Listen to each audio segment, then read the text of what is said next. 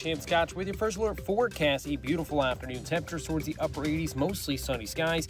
Then into Wednesday, things are looking dry until the evening hours. Could be seeing some showers and storms looking scattered. Those could have some stronger winds towards the overnight hours late Wednesday. And then to Thursday, looking at scattered chances off and on. Isolated chance into Friday, drying by the weekend as temperatures climb back towards the upper 80s and lower 90s. From the First Alert 4 Weather Center, I'm meteorologist Chance Scotch. There's a lot to talk about today, St. Louis. Let's get the conversation started. This is Mike Ferguson in the morning on NewsTalkSTL. Here we go. It is election day. So here's what I'm asking. If you're going to be voting this morning, maybe on your way to work or something like that, because polls open at 7 a.m., shoot us a note or give me a call, 314-912-1019. Let me know how the voter turnout looks wherever it is that you're voting. I want to keep track of that throughout the morning. But good morning. Happy Tuesday. Happy election day. Boy, I tell you, it's all going to be over after this, at least for a little while. Then, of course, the midterms come our way in November.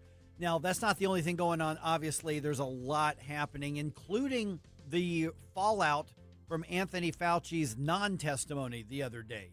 Congressman Bob Onder joined us on Monday's program, as he does pretty much every week, and gave us his thoughts on that and also on the likelihood that we're going to avoid another partial government shutdown, at least for a little tiny bit. Congress members don't want to be running in the general with a shutdown going on. Here's what the congressman had to say. Was the berating of the science enough? Nope.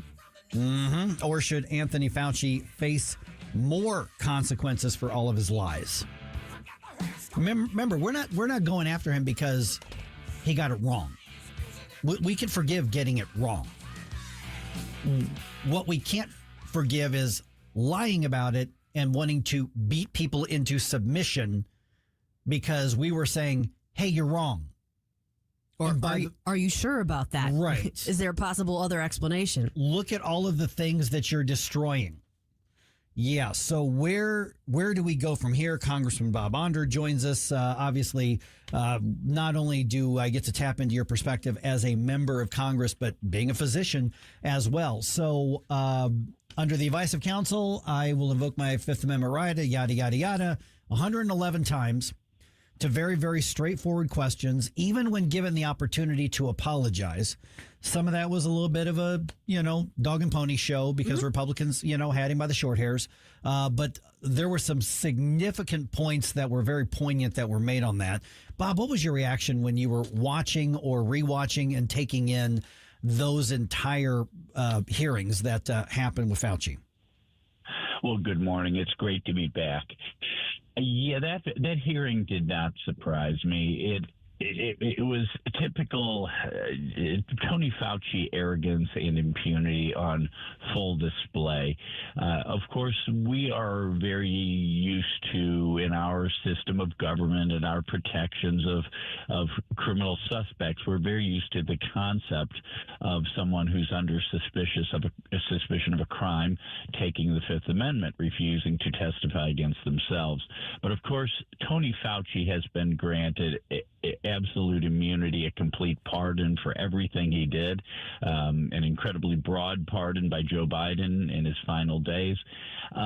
So Tony Fauci did not have a Fifth Amendment privilege there to refuse to answer, but he certainly was not going to tell us the truth of what he imposed upon the American people. So and I would argue too, by making an opening statement, he did waive his Fifth Amendment rights, even if he had them at that hearing. That hearing in conjunction with the diaries really lets us know everything we always suspected about Tony Fauci. Complete arrogance, complete vanity, narcissism.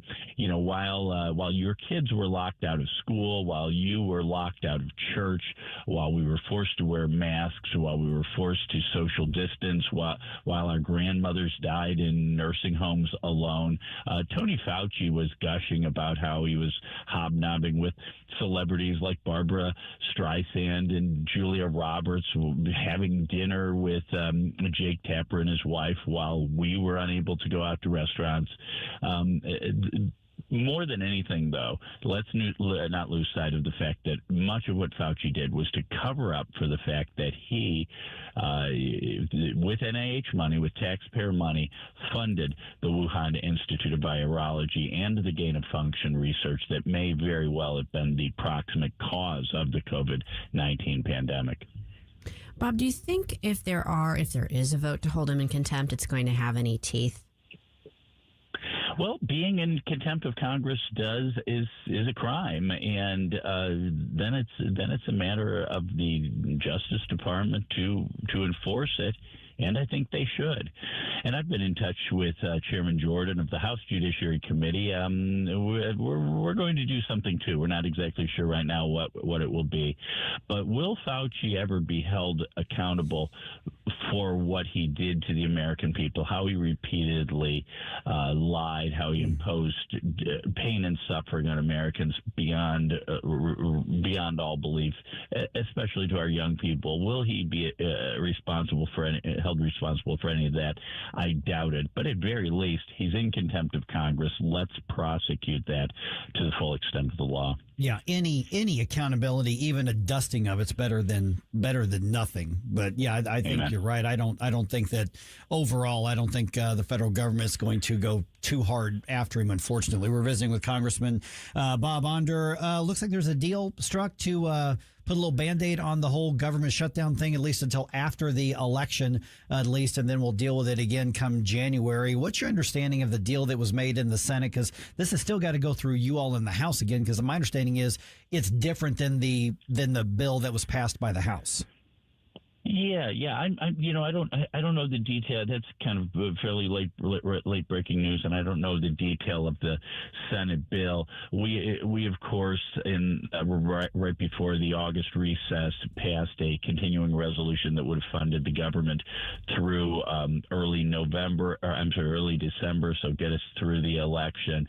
I'll have to look at the details of that. The other thing we did right before recess was to pass a budget reconciliation that would include the Save America Act, as well as provide funding for our troops and some relief for our farmers. It doesn't look like John Thune has any enthusiasm for that. So, I'll have to study what the Senate's up to right now. But look, if we need to come back from recess to get the government funded to avoid another painful shutdown, I'm on the next plane. Bob, we've been talking about this morning on the show, the concerns about the vulnerability of our infrastructure, our water systems, electrical grid, that sort of thing. There was just a story regarding Minnesota, some hacking in Minnesota and possibly Michigan that affected or could have affected their drinking water supply. Is that something that you see Congress taking a look at or working towards trying to help? I mean, I think we do have to shore up our systems and make sure they're not vulnerable to such attacks.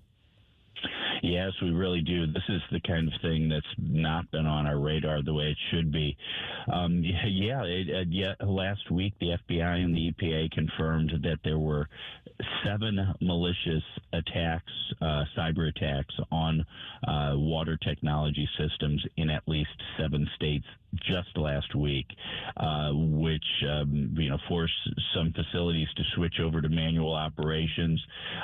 This is of real concern. Apparently, if you access and control these systems by the internet, you can do all sorts of bad stuff, like cause the pipes to lose pressure, which can result in untreated groundwater seeping into the pipes. So this could really result in essentially bioterrorism attacks. I believe, yes, this is interstate, this is national security. So I think there's a role for Congress here, and I think we need to be on this ASAP. Yeah, I mean, I agree. I'm the last one to go, federal government needs to step up and do something. But for those very reasons, this is one where it's obvious that this falls well within the constitutional realm of the federal government doing something proactive here. Yeah, and Mike, just the fact that 7 states in 1 week, it is definitely interstate, and it's and again it looks like a potential cyber espionage, at least, or attempted bioterrorism. Yeah, we've got to bring all the resources of the federal government to looking at this. Bob, it sounds like a deal was struck possibly to get Todd Blanche approved as the Attorney General. Obviously, Tom Tillis and John Cornyn were the holdouts for the Senate. And again, I realize that's the Senate, not the House. But what's your take on that whole situation and Blanche being approved?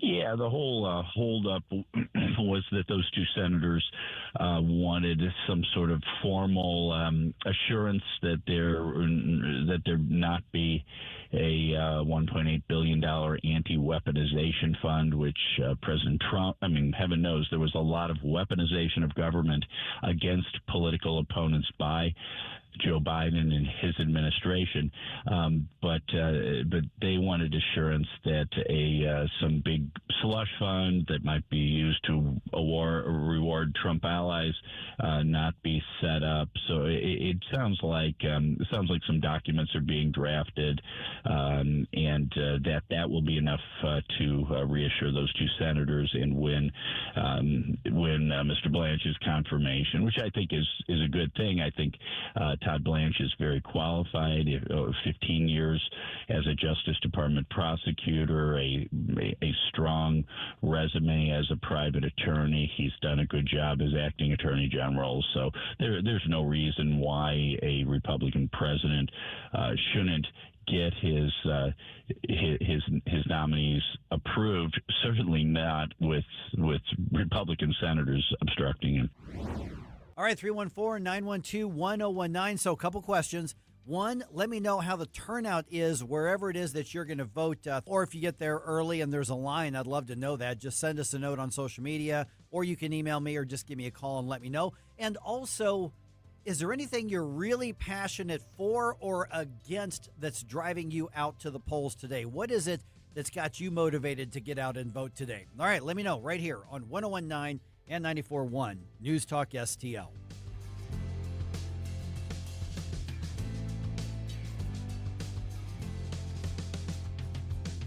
Whether at home or at work, you're mobile. So when you're mobile, stay mobile. Keep St. Louis's home for conservative talk with you wherever you go. Download the News Talk STL app in the App Store or at newstalkstl.com. Steve Ellman leads St. Charles County. Ellman has fought for smart growth and moratoriums on apartments and data centers. Ellman doubled our parks, increased our conservation land, and helped create 50,000 new jobs. Ellman has built hundreds of miles of new roads. Ellman prioritized law enforcement and put officers in schools, making our county safest in the region. And Steve Ellman eliminated the county's real and now personal property taxes. While Steve Ellman leads, Bill Eigel misleads. Eigel promised to cut your property taxes for 8 years, but never did. Instead, he didn't pay his own taxes. Eigel was rebuked by President Trump's lawyer for misleading and scamming donors to pay for his campaigns. Eigel said he's against data centers, but he never voted to regulate data center abuses, but did vote to give tax dollars to benefit the company behind the St. Charles Data Center. Paid for by the committee to elect Steve Ellman, Michael Summer Jr., Treasurer. 42% of Missouri fourth graders can barely read. 42%. It's the worst result in 20 years. If kids can't read by third grade, they fall behind in school, and many never catch up. But other states have provided a roadmap for success. Missouri needs one universal reading test for all third graders and one clear statewide standard for what it means to pass that test. A struggling reader who still can't read after extra help and a second chance at the test should repeat third grade with some exemptions. We also need to end the outdated 3Qing method, which encourages guessing instead of reading, and require teachers to be trained in the science of reading. In Mississippi and Indiana, test scores jumped up dramatically after these reforms, and Missouri can do the same. Missouri children deserve to become confident, capable readers, and strong early literacy reforms can make it happen. The Show Me Minute has been brought to you by the Show Me Institute and Show Me Opportunity. Hey, it's Columbo reminding you that when the fish are biting, gear up with the best at Bluff City Outdoors. They have a huge selection of all the gear you need for your next trip on the water, including great products from all the top brands in the industry like Mega Bass, Mad Cats, Pin, and more. Plus, join us every Saturday at 11 a.m. on the Bluff City Outdoors show for great conversation and the local fishing report. Open 7 days a week, 1 mile east of Fast Eddie's at 2813 East Broadway in Alton. Follow them on Facebook and at BluffCityOutdoors.com. Do you owe the IRS $10,000 or more in back taxes? Are you being audited or investigated? Has the IRS sent you a letter demanding payment? You may not owe what they claim. Make this free call to the tax doctor now. Let them negotiate with the IRS on your behalf. 800-240-4586. 800-240-4586. That's 800-240-4586.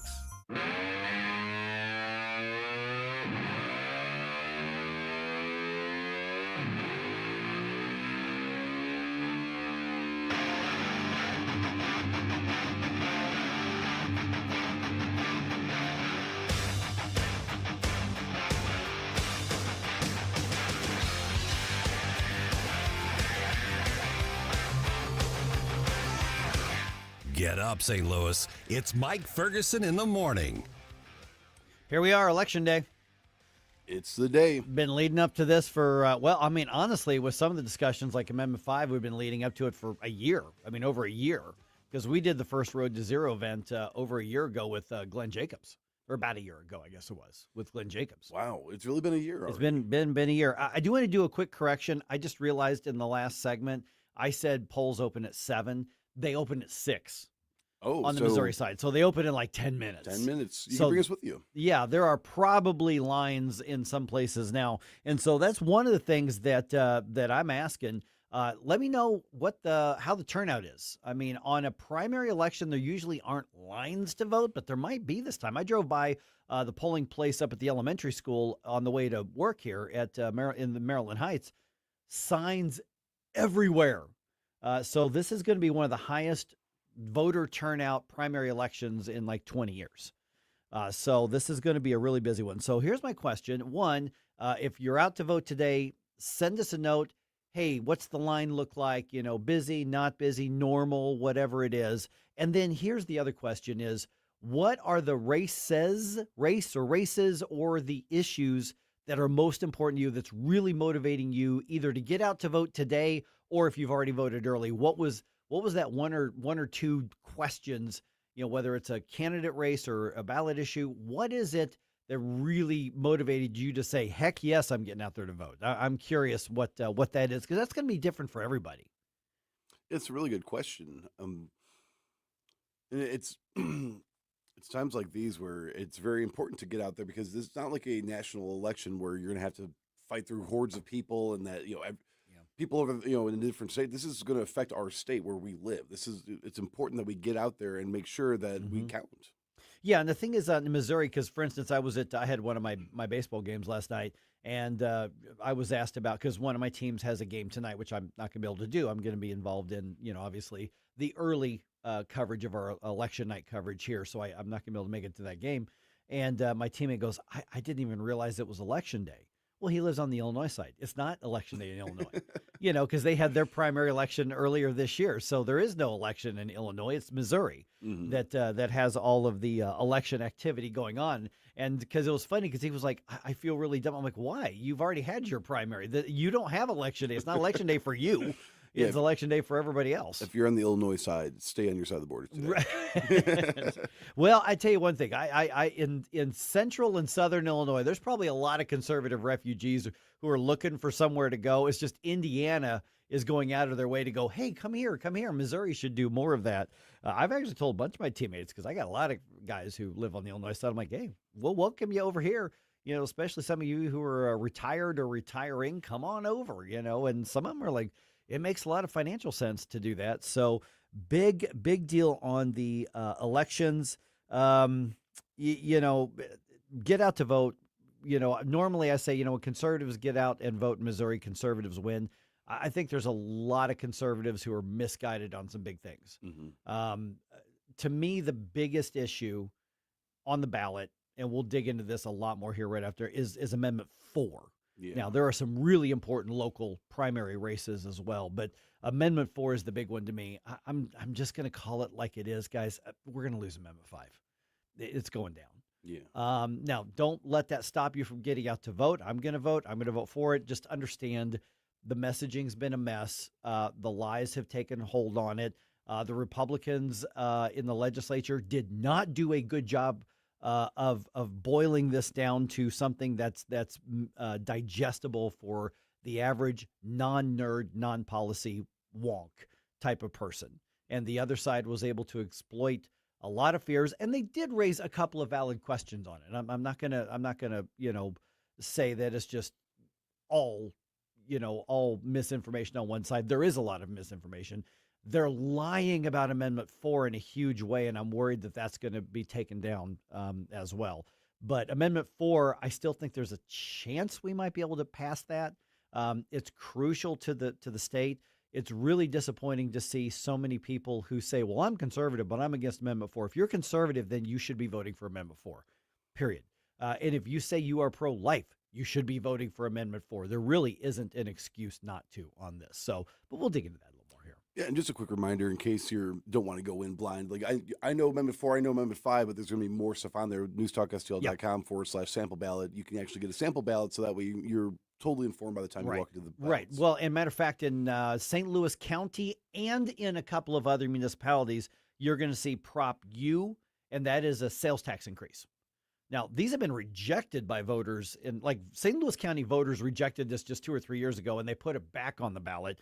I'm voting no. I wish there were a way to put hell no, but I'm voting no on Prop U, and I encourage you to vote no on Prop U. And then Prop C is so confusing.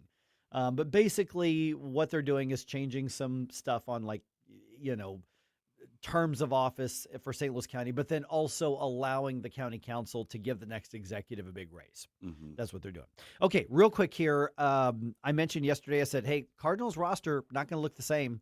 I called it. You did. Okay, so Dustin May, J.J. Romero pitchers, they are now traded to the Milwaukee Brewers. Ooh. And that's unusual because normally you don't trade within your own division during the season. But the Cardinals are getting a couple of outfield prospects. We're probably not going to see them this year. If we are, it's going to be much later. And Lars Nootbaar is no longer a St. Louis Cardinal. He's really, really popular. He has been traded to the Diamondbacks, and the Cardinals are getting a couple of pitching prospects and a player to be named later. But Lars Nootbaar actually recorded a message to St. Louis Cardinals fans. Here is what he had to say right after learning that he was traded. He actually recorded this still wearing his Cardinals gear. He hadn't even changed out of it yet. Hey, Cardinal fans, Lars Nootbaar here. It's an emotional time for me. I just want to thank you guys for everything.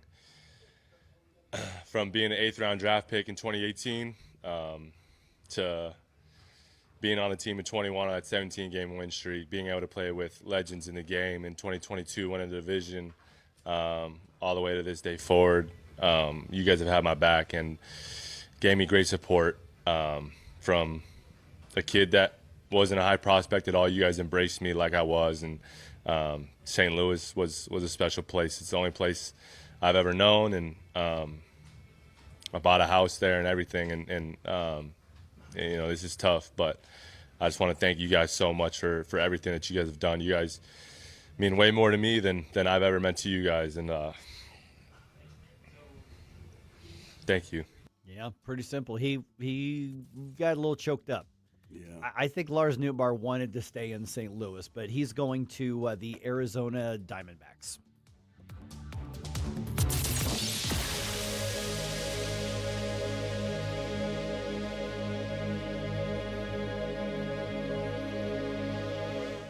Tired of big corporate repair shops? J&J Auto and Tire is family owned and St. Louis proud. 16 years of honest answers, even when it's not what you want to hear. Digital inspections sent straight to your phone, videos and photos of exactly what we found. No guesswork, no pressure, just a trained service advisor helping you make the right call. Contactless drop-off, loyalty rewards, fleets welcome. All backed by a 2-year, 24,000-mile warranty. J&J Auto and Tire on Page and Overland. Honest repairs, real people. Book today. JamandJAuto.com. Hello, Kirk Hilsinger, Chairman of the Republican Party, City of St. Louis. We are urging everyone to get out and vote this August primary. We need your vote every election. We remind you to vote yes on Amendment 4. Stop out-of-town money from being used to bypass your elected state legislators. And vote yes on Amendment 5. Tell businesses fleeing high-tax states like Illinois that Missouri is open for business and help lower our income and personal property taxes. Help us fight democratic socialism in its backyard by visiting stl-gop.com and donate, come to a meeting, or volunteer to help out. Paid for by St. Louis City Republican PAC. Curtis Farber, Treasurer. Tim Jones and Chris Arps in the afternoon. Andrew Krepuschetz, CEO of Red Balloon and the new military hire. Well, it turns out for veterans, many of the skills, knowledge, and abilities that they've achieved while protecting our freedom don't line up with the keywords that corporations are looking for. So it's not actually a skill gap, it's a translation gap.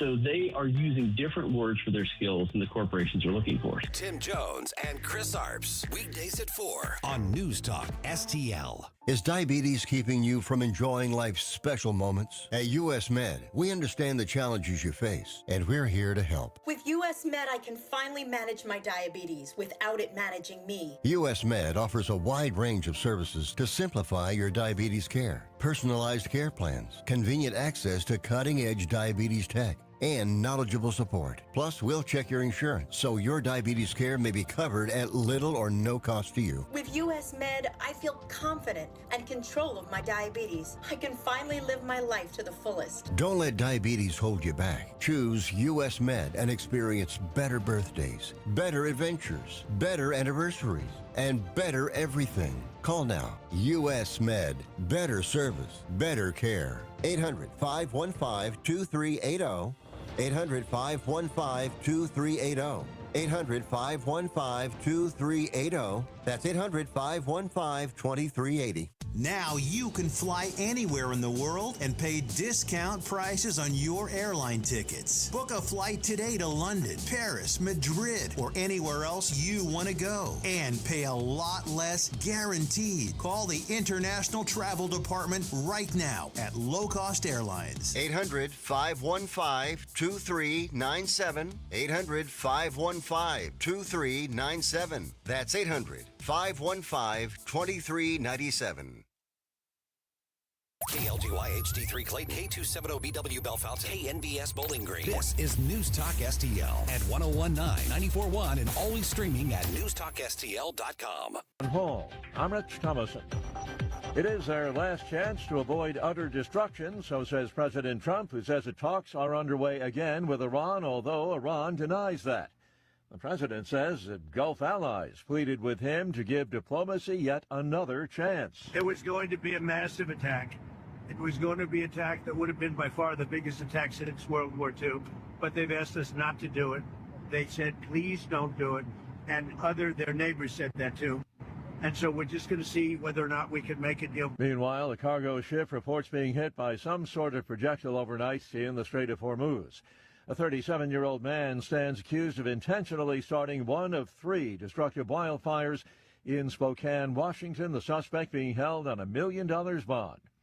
President Trump is not pleased with the U.S. Attorney for Washington, D.C. I was disappointed with Jeanine Pirro, really disappointed with Jeanine Pirro. She folded like an umbrella, and people get away with things, and it's a disgrace. The president says Pirro choked in moving to drop charges against a man who had been accused of vandalizing the reflecting pool.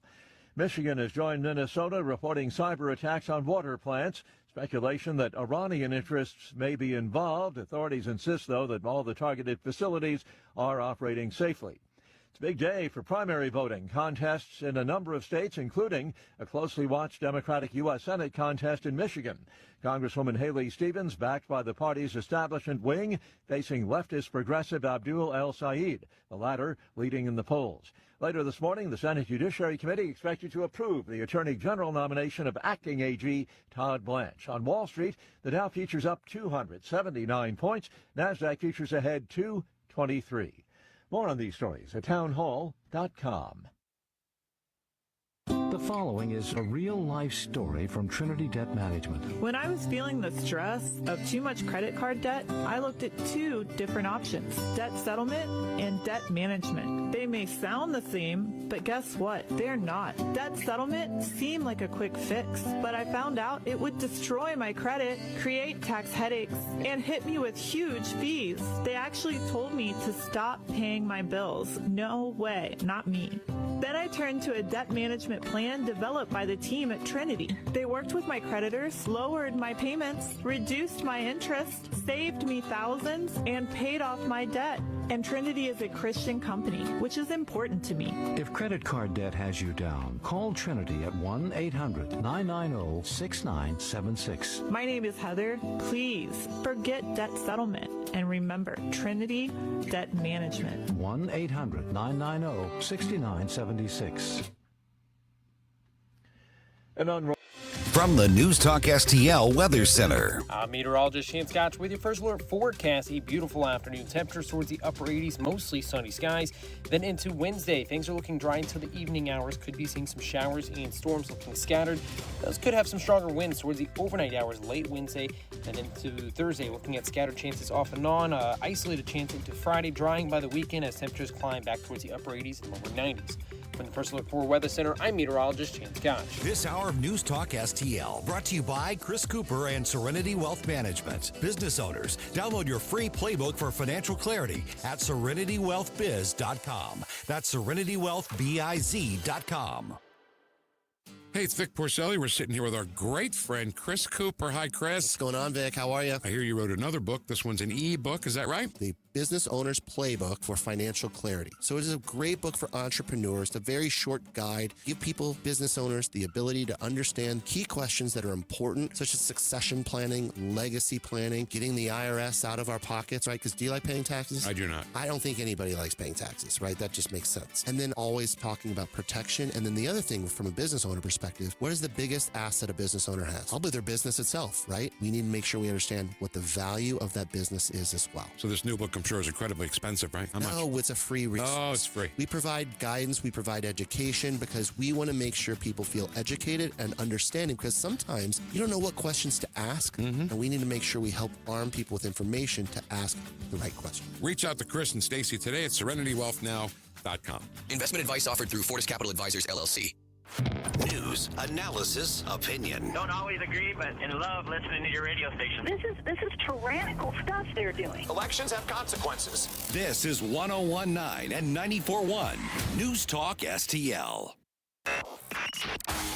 Mike Ferguson. Are you being intentionally dense? Huh? Susie Moore. Have you ever been mistaken for a man? No. Have you? Get up! Get up!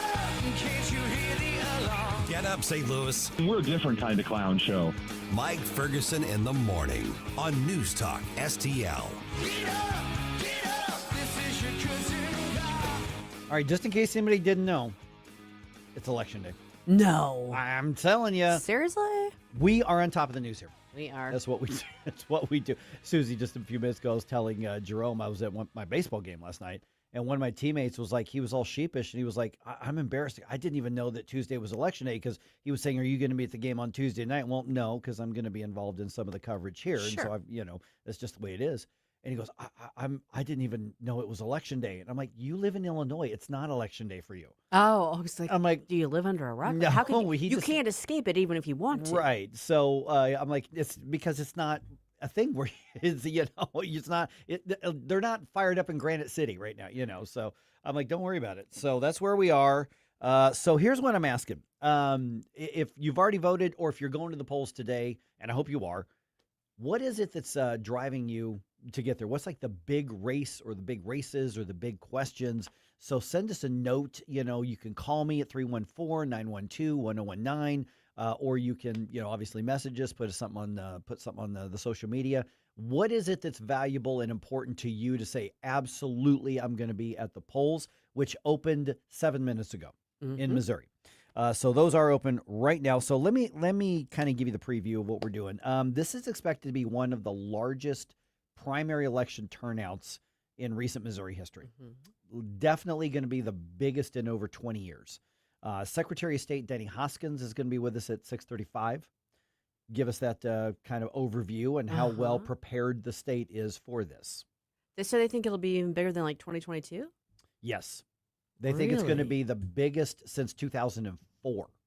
Interesting. Yeah. Well, 2004 was a presidential election year. And they think the turnout's going to be as big or maybe even bigger. They're talking about 1.4 million primary votes across Missouri, which is really big. What is driving that? 4 and 5. Really? Yeah. And then, of course, probably elevated turnout by Democrats in the 1st Congressional District as well. Yeah. Okay. That's so we'll talk to Denny about that. Secretary Hoskins about that at 6:35. So that's coming up. But let me kind of give you the preview, because I was trying to decide, every election day, how do we cover this? What's the way that we do this? Let me tell you what we're not going to do. We are not going to do all of these last-minute candidate interviews. I don't have a single one scheduled today. No. The candidates have had a chance to make their case to you. You vote for them, you vote against them, whatever. But I did not fill up today with the last minute. If they haven't won you over by now, they're probably not going to. So I just didn't book any of that today. But I do want Susie to at least one time every hour, because we're going to be constantly dipping back into election coverage. I want to hear what St. Louis is having to say about it. So we've got our thoughts on the big issues, which we'll get into here in a minute. But I really want to hear from everybody else. Let me know what the turnout looks like where you are. Let me know what's driving you and the people around you to the polls. Yes. I plan on going, I think, on my way back home from the station. Yeah.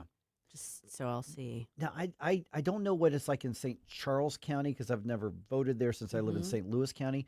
But one of the features that I really like in St. Louis County, I can go anywhere and vote. I don't think we have that. Yeah, there aren't too many counties like that. No, and I just remember my polling place just changed last time around. And thankfully, I guess it's the same place it was last time, but it was hard to find last time. Yeah, well, wasn't there some road construction or something? That wasn't No, yours. it was the GPS doesn't take you to the right spot, and it wasn't clearly marked, and it was like, am I in the right spot?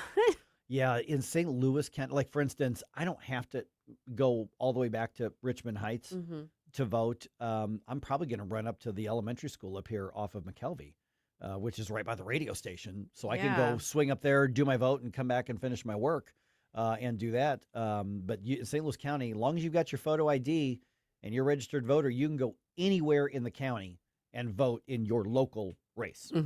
I that is really convenient. Like that. Yeah. I mean, I don't know. I think I still have the ideal of the closer you are, the more localized you are, the better off. But I appreciate the convenience of that. Yep.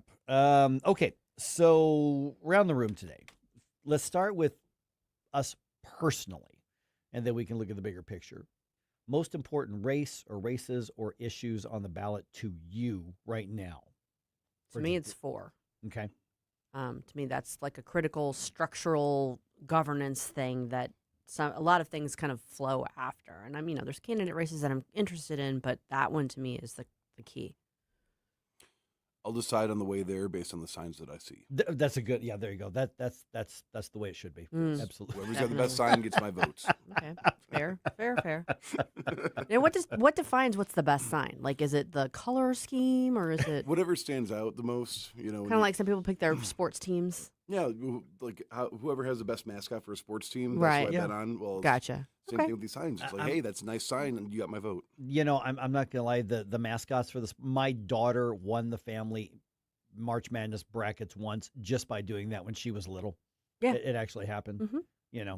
She thought UConn had the cutest puppy dog mascot, and they won it that year. So it happens. Yeah, I saw a video of a guy, I don't run it for state, I don't know who it was, but he was looking for the vote yes on Amendment 5 yard signs, and then he was going up and putting his signs on either side of him 3 inches away to cover him up, because that's how people think on some of these things. that behavior is just stupid. It annoys me. It's petty and it's stupid. I'm not typically a violent person, but it really makes me want to thork people. Yes. Thork? Fork. Yeah, that's where you do the fork with your thumb, your finger, and you smack them like on the head. Like flicking. Yes. I call it thorking. Yep. I like thorking. That's cool. That's thorking is a better word. You knew what I meant. I knew exactly what you're talking Generational. about. Yes. Okay, so to me, I agree, Susie. I think Amendment 4 is the most important thing on the ballot. Mm-hmm. I really do. Keep in mind, because there's been a very, very direct, targeted approach to try to drive confusion among conservatives, and I'm concerned that it's working. Understand that if you vote against Amendment 4, you are teaming up with Planned Parenthood, you are teaming up with the ACLU, you are teaming up with the labor unions, especially the teachers' unions, which are the most radically left-wing ones out there. You are teaming up with some of the most left-wing radical organizations out there. But keep in mind, you're teaming up with Planned Parenthood and the ACLU if you vote against Amendment 4. Amendment 4 is absolutely critical. And remember, conservatives, you've been demanding initiative petition reform for years, and we've been frustrated it hasn't done. It's been delivered, and this is maybe the most modest version we could get. I think it should be even higher. It's very bare bones, yeah. This is, so there have been all kinds of lies. I said it earlier, I don't want this to discourage anybody, but let's just call it what it is. We're going to lose Amendment 5. I mean, it's just, I don't even know that it's necessarily going to be close. But Amendment 4 is worth getting to the polls to vote for. Oh, absolutely, it is. I mean, I think they both are, but I think I'm voting for Amendment 5. I think it's a tougher call. Yeah. It's one of those things where, like I try to explain it to people, like based on the concepts, not who's for it and who's against it, because that's what I'm getting back. The people that are opposing it in response to me, well, it's because these people are pushing it. These people are pushing it, and I'm like, okay, set that aside. Right. Look at the actual measure. Do you not agree there should be at least a little bit higher bar for a change to our structure, to our Constitution? That's it. Right. That's all it is. And those who say this is taking our power to, no, it's not. Yeah. And that's the thing, and that's been lost in the conversation. You can still put a referendum on the ballot and with 50% plus one, change a law or write a law or delete a law. You can still do that. Completely. Nothing of that changes whatsoever. I know. But that's been lost. Our friend Scott called in just to let us know. So he got there at 6, so he could be there right when it opened. But he said as he was leaving the polling places, people are already starting to flood in already. And it makes him very proud that people are out there at least exercising their rights. Yeah. So, good. Good morning to you, by the way, Scott. Thank you, Scott. I would love to be wrong on my prediction. Don't get me wrong. I'm voting for 5. Don't get me wrong. I'm voting for 5. I'm just trying to be really realistic on it. My hope is that we still have a chance to get 4 done. If we don't get it done this year, I don't know that we get it done. Yeah, got to strike while the iron's hot. Yeah. And you also have to make sure that you are keeping up to date on what's going on with Election Day. Election night coverage is going to be here live on NewsTalkSTL starting at 7 p.m. We'll be broadcasting live as Missouri's election results come in, keeping listeners informed the moment updates are released. Tune in for real-time coverage, expert analysis, and the latest developments throughout election night. The broadcast, as I said, begins at 7. I've had enough of this. Turn my eyes to your indifference. Stop it right now before you blow us all away. Summer is here at Daniel's Farm and Greenhouses on Juggerman in St. Peters. Discover our breathtaking 55,000 square feet of greenhouses featuring 8,000 hanging baskets, hundreds of perennials, and 100,000 pots of colorful annuals. From vegetable plants to premium grass seed, mulch to herbs, our knowledgeable staff is ready to answer all your questions. Start spring off right with pansies, potted tulips, and everything your garden craves. Daniel's Farm and Greenhouses. Visit us today on Juggerman or online at danielsfarmandgreenhouses.com. Jamie Allman here, tossing and turning over retirement worries. You're not alone. 3 out of 4 Americans share your concern about having enough saved. But here's the thing. A comfortable retirement isn't out of reach, even if you're planning for 30 or 40 years ahead. Every day, Jeff Portman from the Gemini Wealth Group helps people avoid the critical mistakes that can derail their retirement. Build your path to financial confidence. Visit GeminiWealthGroup.com or call Jeff directly at 314-888-0123. Securities and advisory services offered through LPL Financial, a registered investment advisor. Member FINRA, SIPC. Hi, it's Ken Williams, and my favorite Capriati sandwich is the Capistrami. You've got hot pastrami, melty Swiss cheese, crunchy coleslaw, and zesty Russian dressing. What else do you need? I love Capriati's, and you will too. On Manchester at McKnight and Rock Hill, and now in Creve Coeur on Olive, just 1 mile west of 270.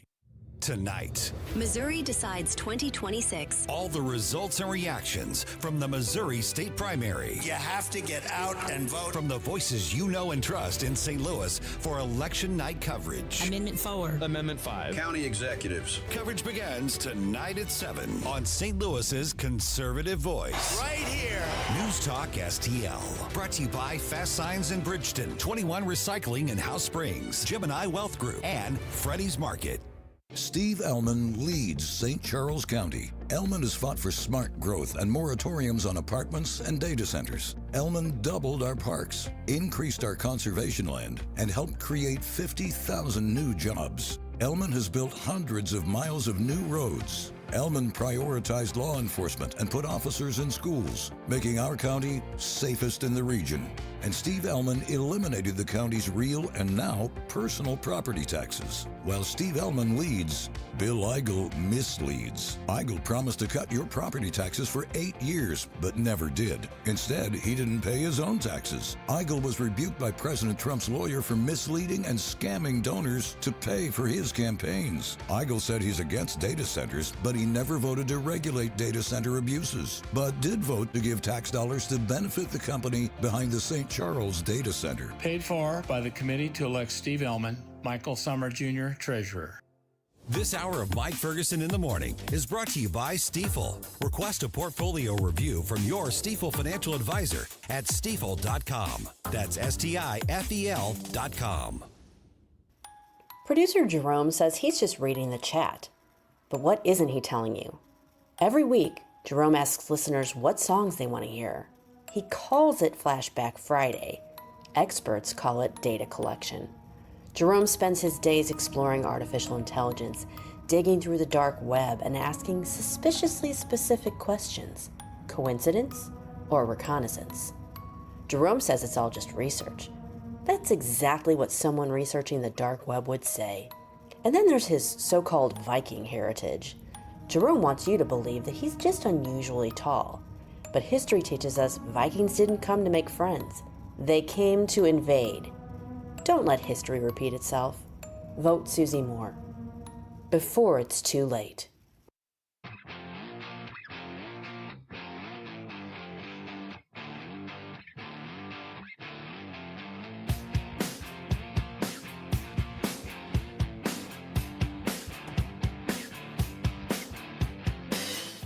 Hi, it's Randy Tobler here.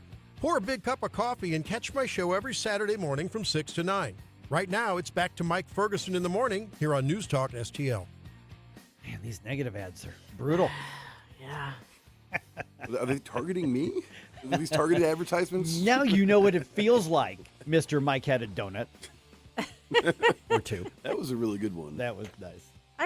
I was pleased with how it did come together and that I managed to figure out how to do the music bed underneath all by myself. There might be a few of those throughout the day. Yeah, today. there might be. Okay. And if you want to hear the exchange that Jerome and I had yesterday, that's on our podcast right now. Yeah, these will be going up on the podcast later too. All right, 6:20 right now. Okay, get this. A Brentwood police officer is accused of using the Flock camera system to stalk his ex-wife. Ooh. Yeah. And apparently that is legal in Missouri. What? Yeah. All right. So we're going to give you all the details here in just a moment. Obviously, a big day, not just here, but across the country as well. A lot of things unfolding in the courts, a lot of stuff happening around the world. RedState.com is where you can keep up with all of that, not just from that news writing, but also some of that opinion writing as well. So, Susie, if I go to RedState.com today, what should I start with? This is the Red State Rundown. Start out today with this. It's right on the top of the page. Rusty Weiss has this one. World top female tennis player follows Sophie's lead, demands testing to keep men out of her sport. So we're seeing more high-profile female athletes speak up and say, yeah, no. Is it just becoming safer? It is. Knowing that so much of the public is on their side? Yes. Yeah, it is becoming safer. And so, and even like the repercussions for stepping out and saying stuff aren't as bad as they were. Mm-hmm. So, yeah. We are seeing more of that, and that's good to see. Kind of along the same lines, Bob Hogue has this one. Outkick founder Clay Travis has a $10 million challenge for WNBA leftists. Prove your point or pipe down. Yeah. Yeah. So people are actually engaging in this and pushing back, and I think that's a good thing. Which, you know what's really weird is this might be the best thing that's happened to the WNBA. It's true. For the simple reason that if it weren't for the Mean Girl drama or the lesbian soap opera, nobody would care what's happening in the WNBA at all. Yeah. The Babylon Bee's having a field day with it. But, right. I mean, the reality is I can name like one team on there and nobody cares other than stuff like this. Yep. Well, that's a point too. Maybe not in a good way, but also this is an important one. Jennifer Oliver O'Connell has it. It's They Kept Me Like a Slave. Teen says Becerra's child migrant program ended in sexual abuse. We're seeing more and more come out about just the travesty of the human trafficking that was going on under the Biden administration, because there was such a volume of people coming into the country. That There was no checks in place. There was really nothing to protect particularly vulnerable individuals. And Becerra, who of course is the nominee for governor in California, was front and center in the middle of all that. So this is all kind of coming out. And by the way, on a related note, at 8:05, because I couldn't fit it in before then, but at 8:05, there's a school district in St. Louis County, a public school district, that's bragging about how they have a plan to fight back against ICE and keep ICE away from doing law enforcement in anything related to the school district. Okay. So, yeah. So 8:05, you definitely want to be that, because the most left wing of the local TV stations, which is Channel 5 KSDK, they did the story, and it was just Politburo propaganda. There wasn't even a hint of journalism, as you would expect from Channel 5. So 8:05, since you've got that story on RedState.com, just to let you know, if that boils your blood, we're doing that at 8:05. All right, 6:23 right now. So here's what's going on. A cop in St. Louis County, Brentwood Police Department, apparently abuses the flock camera system, gets caught, but is not facing prosecution. That doesn't mean he's not facing consequences, but he's not facing prosecution. Okay, so Russell Kinsall did the story on this. So let me start with Russell's story here on this. Here are some of the basic details. The St. Louis County Police Department was called in to investigate and found nothing criminal had taken place. The city of Brentwood released a statement saying the investigation regarding this matter has been closed following Brentwood Police Department's cooperation with St. Louis County and the prosecuting attorney's office. And this is a personnel issue. We are unable to comment further. But the woman's boyfriend filed a third-party complaint, and Brentwood Police Chief Joseph Spees sent a letter in response that said, our internal investigation revealed sustained policy violations. Okay, so the background is the woman who was interviewed on KMOV. Now, they didn't identify her because she's worried. So apparently she was married to the cop for 15 or 17 years. It was a terrible breakup, acrimonious divorce. Mm-hmm. And he has been caught because apparently, well, she says he admitted in an argument because he's been following her around and then angry that she was with other people and said that he admitted he'd logged into the flock camera system, ran her plates, and tracked where she was. And then her current boyfriend, now that she's divorced, filed the complaint. And they showed the letter in the story, mm-hmm. which clearly says there were policy violations. So they say he violated the policy of the Brentwood Police Department or the city of Brentwood, but he didn't violate the law. Okay, I have a question. Mm-hmm. Can anyone log into the system and see anyone's like in the public, you mean? Yes. No. So this is something that as a police officer he had special access to. Correct. Yes. There are ways people can get into the flock cameras as a non-law enforcement person, though. I feel like I've seen people talking about that. They hacked into them? It's surprisingly easy. Well, to do. yeah, like it wasn't even like so much a hack as here's how you can access this information. Like the general public can access CaseNet, which is where like the Missouri court system, okay, and we can access things. Lawyers have a higher tier access, but more permissions, so there you can get in and get more detailed information. But it's I wasn't sure if there's like a tier of the platform of Flock that's open where people can look at it. In some states, I was reading an article on this just a couple days ago before I heard about this, that somebody actually requested a Freedom of Information Act request for flock camera information because they said, I got hit and there was a camera right there. Sure. And it turns out in whatever state that was, I don't know about Missouri or Illinois, but in whatever state that was in, that's actually by law not considered public information. So that is interesting because so then there's no question then that this officer was abusing his position and his access for non-work related purposes, and should be disciplined for that. Okay, so here's the follow-up part to Russell Kinsol's report on KMOV.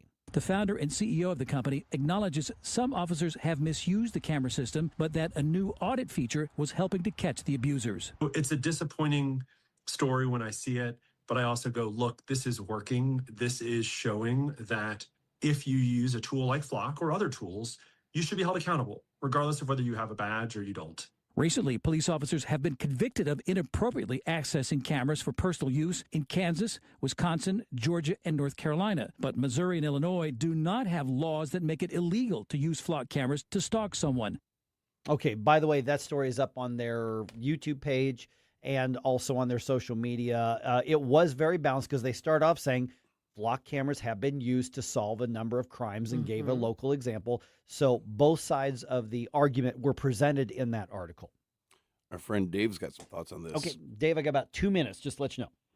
Oh, that's not long enough, but I'll go with it. Hey, I won't name that idiot Tony Messenger. Sure. But I don't know if you saw the article that he put in the paper that a woman from Chesterfield got a restraining order, and that saved her life. Really, Tony Messenger? Are you that stupid? Because there's laws against murder, you idiot, and yet people still kill each other. So come on, just stop. Restraining orders are only as good as the person who served with it, and they obey it. Now, where am I going at with this flock camera stuff with this police officer? The same thing applies, okay? The same exact thing applies. As long as you do what you're supposed to be doing. Now, if we remember correctly, we had a local chief of police that ran over 1,000 people. Now, I guarantee you, if that was a patrolman or a sergeant, anybody that wasn't a command rank or above would have been criminally prosecuted. Oh, no, not this guy. He gets a payday in retirement. Now, I hope this cop, well, what he did was extremely stupid. I hope he drags in this other argument for the previous chief of police getting a payday and not getting, you see the double standards right there? Oh, there's a huge double standard. And remember, like Russell just reported there, in Missouri and Illinois, it's actually not illegal. It may be against their policies. The worst that can happen, he's going to get fired. And I can't imagine the union's going to let that happen. But it's actually not illegal in Missouri or Illinois. It's wrong, but it's not illegal. Well, and here, I don't want people to think I am defending this police officer. Sure. I am not. Not at all. All I can say to men and women, move on if your spouse wants to be X. There's plenty of men and women in the sea to pick from. Just go on, folks. And that's from the bottom of my heart because it's easy to get caught up in crap. Just anyway, my personal opinion. I get it. Anyway, guys, love the show. Jerome, I didn't realize that you were one of those dark web weirdos. Oh, see, the tech has worked. It worked. He's going to vote for me. I was always on young Jerome's side, and now Susie's pulled me to her dark side. I'm petitioning to put a flock camera outside your house right now. You wouldn't want to watch the activity in my house. I'm extremely boring, brother. Thanks, Dave. Thanks, Dave. Guys, thank you. Enjoy the show. Missourians are making some big decisions today. We're talking to the state's top election official, Secretary of State, Denny Hoskins, coming up here at 6:35.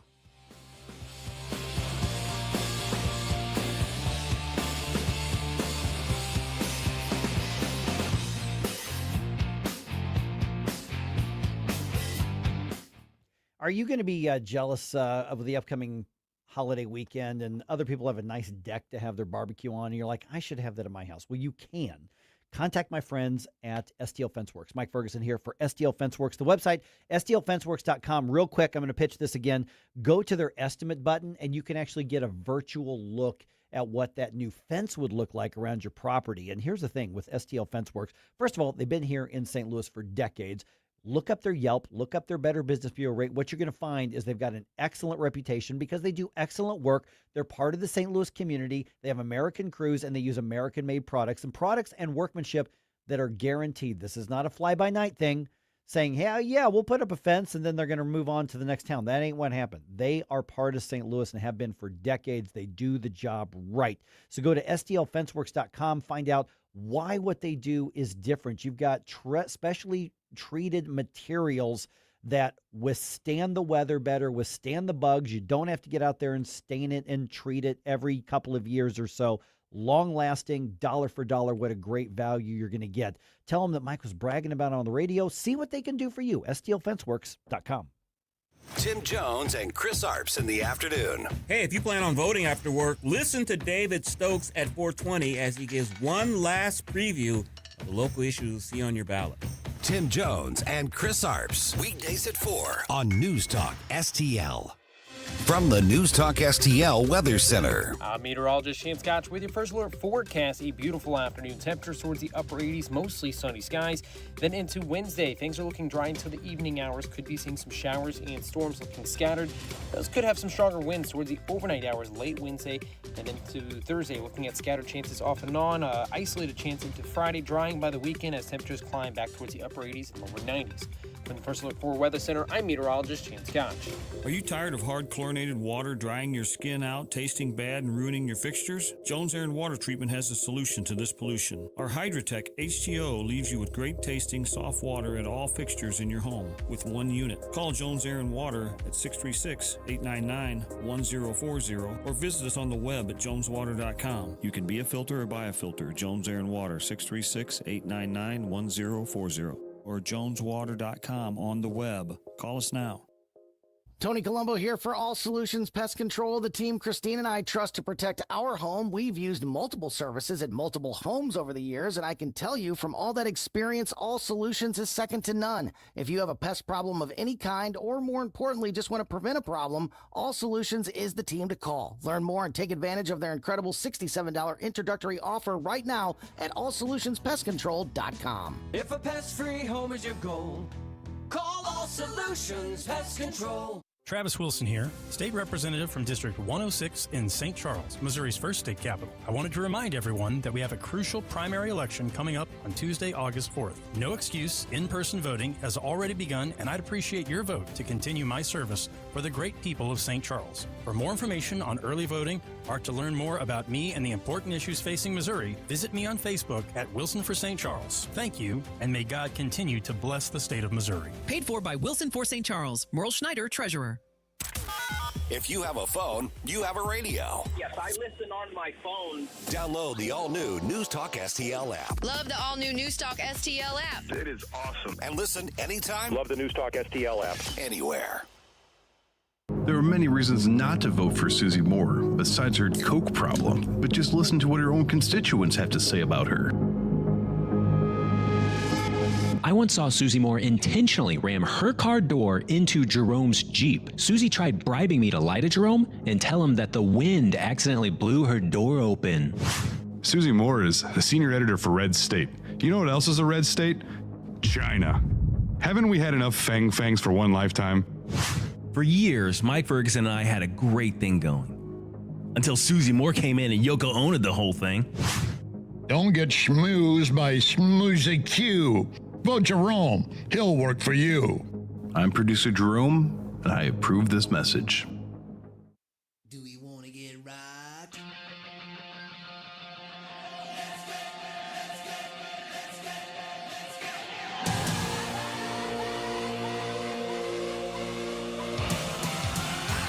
Hey guys, Billy Crow here from Jeffco Patriot Radio. Hope you had enough time to freshen up your coffee, because now we're back with Mike Ferguson in the morning. I wouldn't vote for me either. Not after that ad. Just saying. Oh, man. All right, polls opened about 36 minutes ago. They're open until 7 p.m. Now, this is one of the more important primary elections in recent memory for Missouri. We're now joined by Missouri Secretary of State Denny Hoskins. Denny, thanks so much for being on the program. Let me start with just some of the raw numbers. I want to get into the prep for this, and obviously there's been a lot of back and forth on some of the ballot issues and the ballot language on that. I read multiple reports today. You're anticipating maybe not a record turnout, but a pretty darn big one at this point. Yes, most certainly. We expect a turnout of about 32%. So all the local election authorities and county clerks send in their predictions for actual turnout for our elections. Obviously, early voting started about 2 weeks ago. Today's election day. Make sure you get out there and vote. Some of the local election authorities had said 20% turnout, and some had said up to 70%. I think a lot of it depends on what local races that you have going. I know that there's a lot of contested primaries, whether it's Republican or Democrat, whether it's St. Louis County Executive, St. Charles County Executive, as well as Congressional District 1 over on the St. Louis side. But just throughout the state, Sam Graves has retired from being congressman in CD6, and so there's a pretty contentious primary up there. And then also there's quite a few state Senate primaries around the state that are pretty contentious as well. Good morning, Secretary Hoskins. This is Susie Moore. Good morning. Quick question. We've been doing the early voting thing now for a while in Missouri. Are we seeing that people are getting more and more in the habit of doing of availing themselves of that option? Is there more of a distribution so people are not all crowding in on Election Day? Yes, I think there is. I think a lot of it's just been information that people know that they can get out and vote 2 weeks early. I mean, it used to be that you had to have an excuse, whether you're going to be out of town that day, and they would ask you what your excuse was. We don't have that anymore. So I think it's become a lot more common that people realize that, hey, I can go vote up to 2 weeks early. I don't have to vote on Election Day, and it's been very popular. And that's one of the reasons that we've seen, I think, record numbers as far as early voting goes. And then also Amendment 4 and Amendment 5. I mean, you can't listen to the radio, watch TV, get your mail without there being some information, either pro Amendment 4 and Amendment 5, by which I voted yes on both 4 and 5 or against them.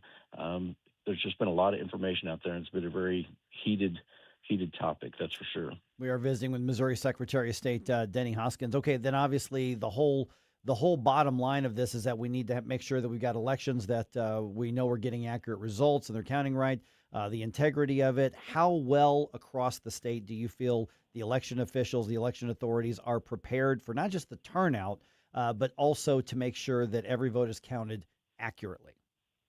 I think Missouri does a pretty good job. Our local election authorities and county clerks do a pretty good job. They test the equipment. We at the Secretary of State's office, we actually have a war room that anyone can call, and if you see something that just doesn't appear right, you can call the Secretary of State's office and we can look into that. There are war rooms filled with our election team as well as our IT team. There's other states that are having their primary elections day today as well, including the state of Kansas, I believe, and Michigan. So we keep track of what other states are going through, if they're seeing computer hackers trying to hack into their system, particularly today. I mean, every day we have computer hackers trying to hack into our voting system. And I think sometimes we forget that there are faces behind these computer hackers. This isn't just some common cold virus. This is a computer virus that somebody's sitting behind a keyboard with probably 5 or 6 screens and trying to hack into our computer systems. But overall, I think we do a pretty good job here in the state of Missouri versus other states. One of the things that I've been really focusing on is cleaning up the voter rolls. And so over the last 18 months, we've taken off over 280,000 ineligible voters off the voter rolls. That includes former Missourians, deceased, non-citizens, and felons. We've also been working with some of our surrounding states, including the state of Kansas, where we take our voter rolls and compare with their voter rolls because we don't want someone registered in both states. And like I said, Kansas's primary election is today as well. I've also said we don't want any Jayhawks crossing the state line and voting in Missouri elections. That's for sure. Yeah, absolutely. And Denny, quick follow-up on that because, we've heard, accusations for years. When we go to vote, you mentioned those hackers. Are those tabulators, those voting machine tabulators, are any of those susceptible to the hacking? Is there anything that's online when I go to vote in whatever station I'm at? What's the danger and what's the protection if there is a danger on that? No, they're for the most part not connected to the internet. However, I've always said that any electronic device could be hacked into, unfortunately. But we've not experienced that or had any credible evidence of that going on since I've taken over in come 2024. So, we're always on the lookout, and we always want to be cautious. But like I said, for the most part, I think our elections are pretty secure here in the state of Missouri. We do a post audit. Our local election authorities do that, hand counting up to 5% of the ballots.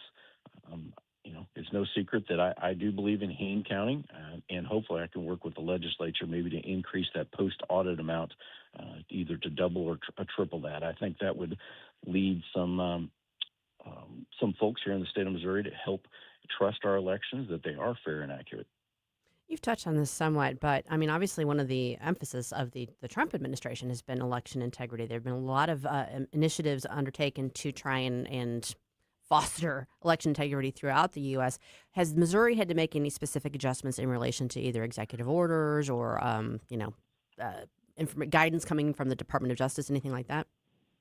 Yeah, that's a great question. For the most part, we have met or exceeded every executive order that Trump has proposed, except providing proof of citizenship in order to vote. And so obviously we've seen a lot of back and forth between the U.S. House and the U.S. Senate in Washington, D.C. about passing the Save America Act that would require proof of citizenship in order to vote here in the state of Missouri.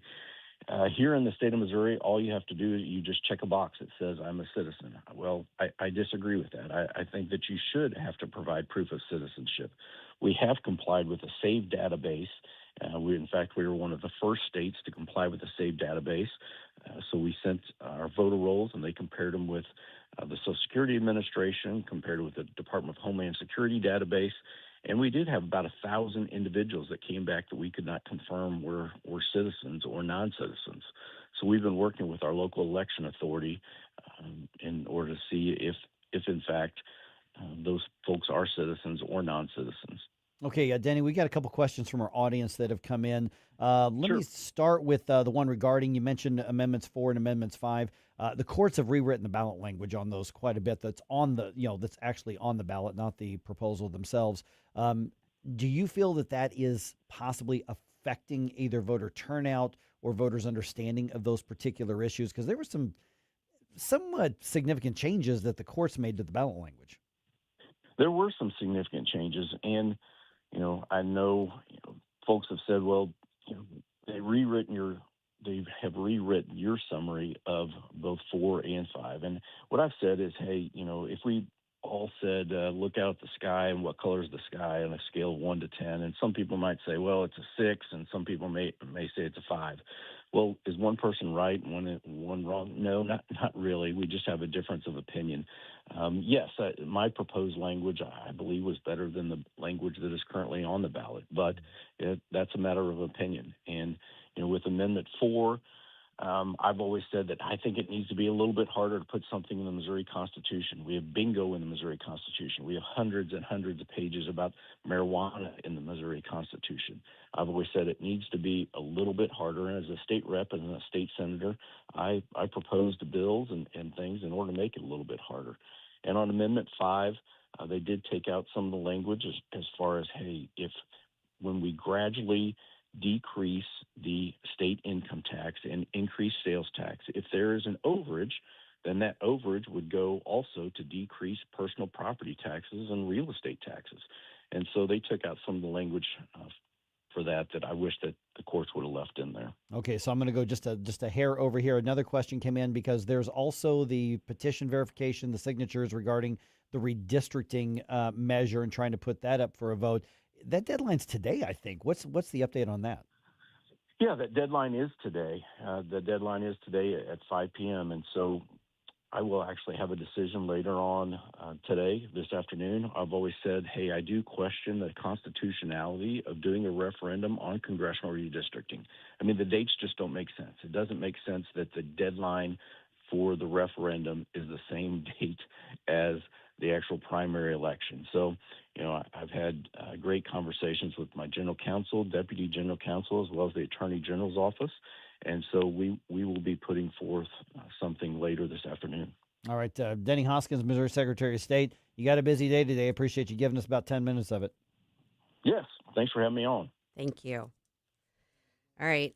President Trump's angry at one of his appointees. Find out which one and why at 6:50.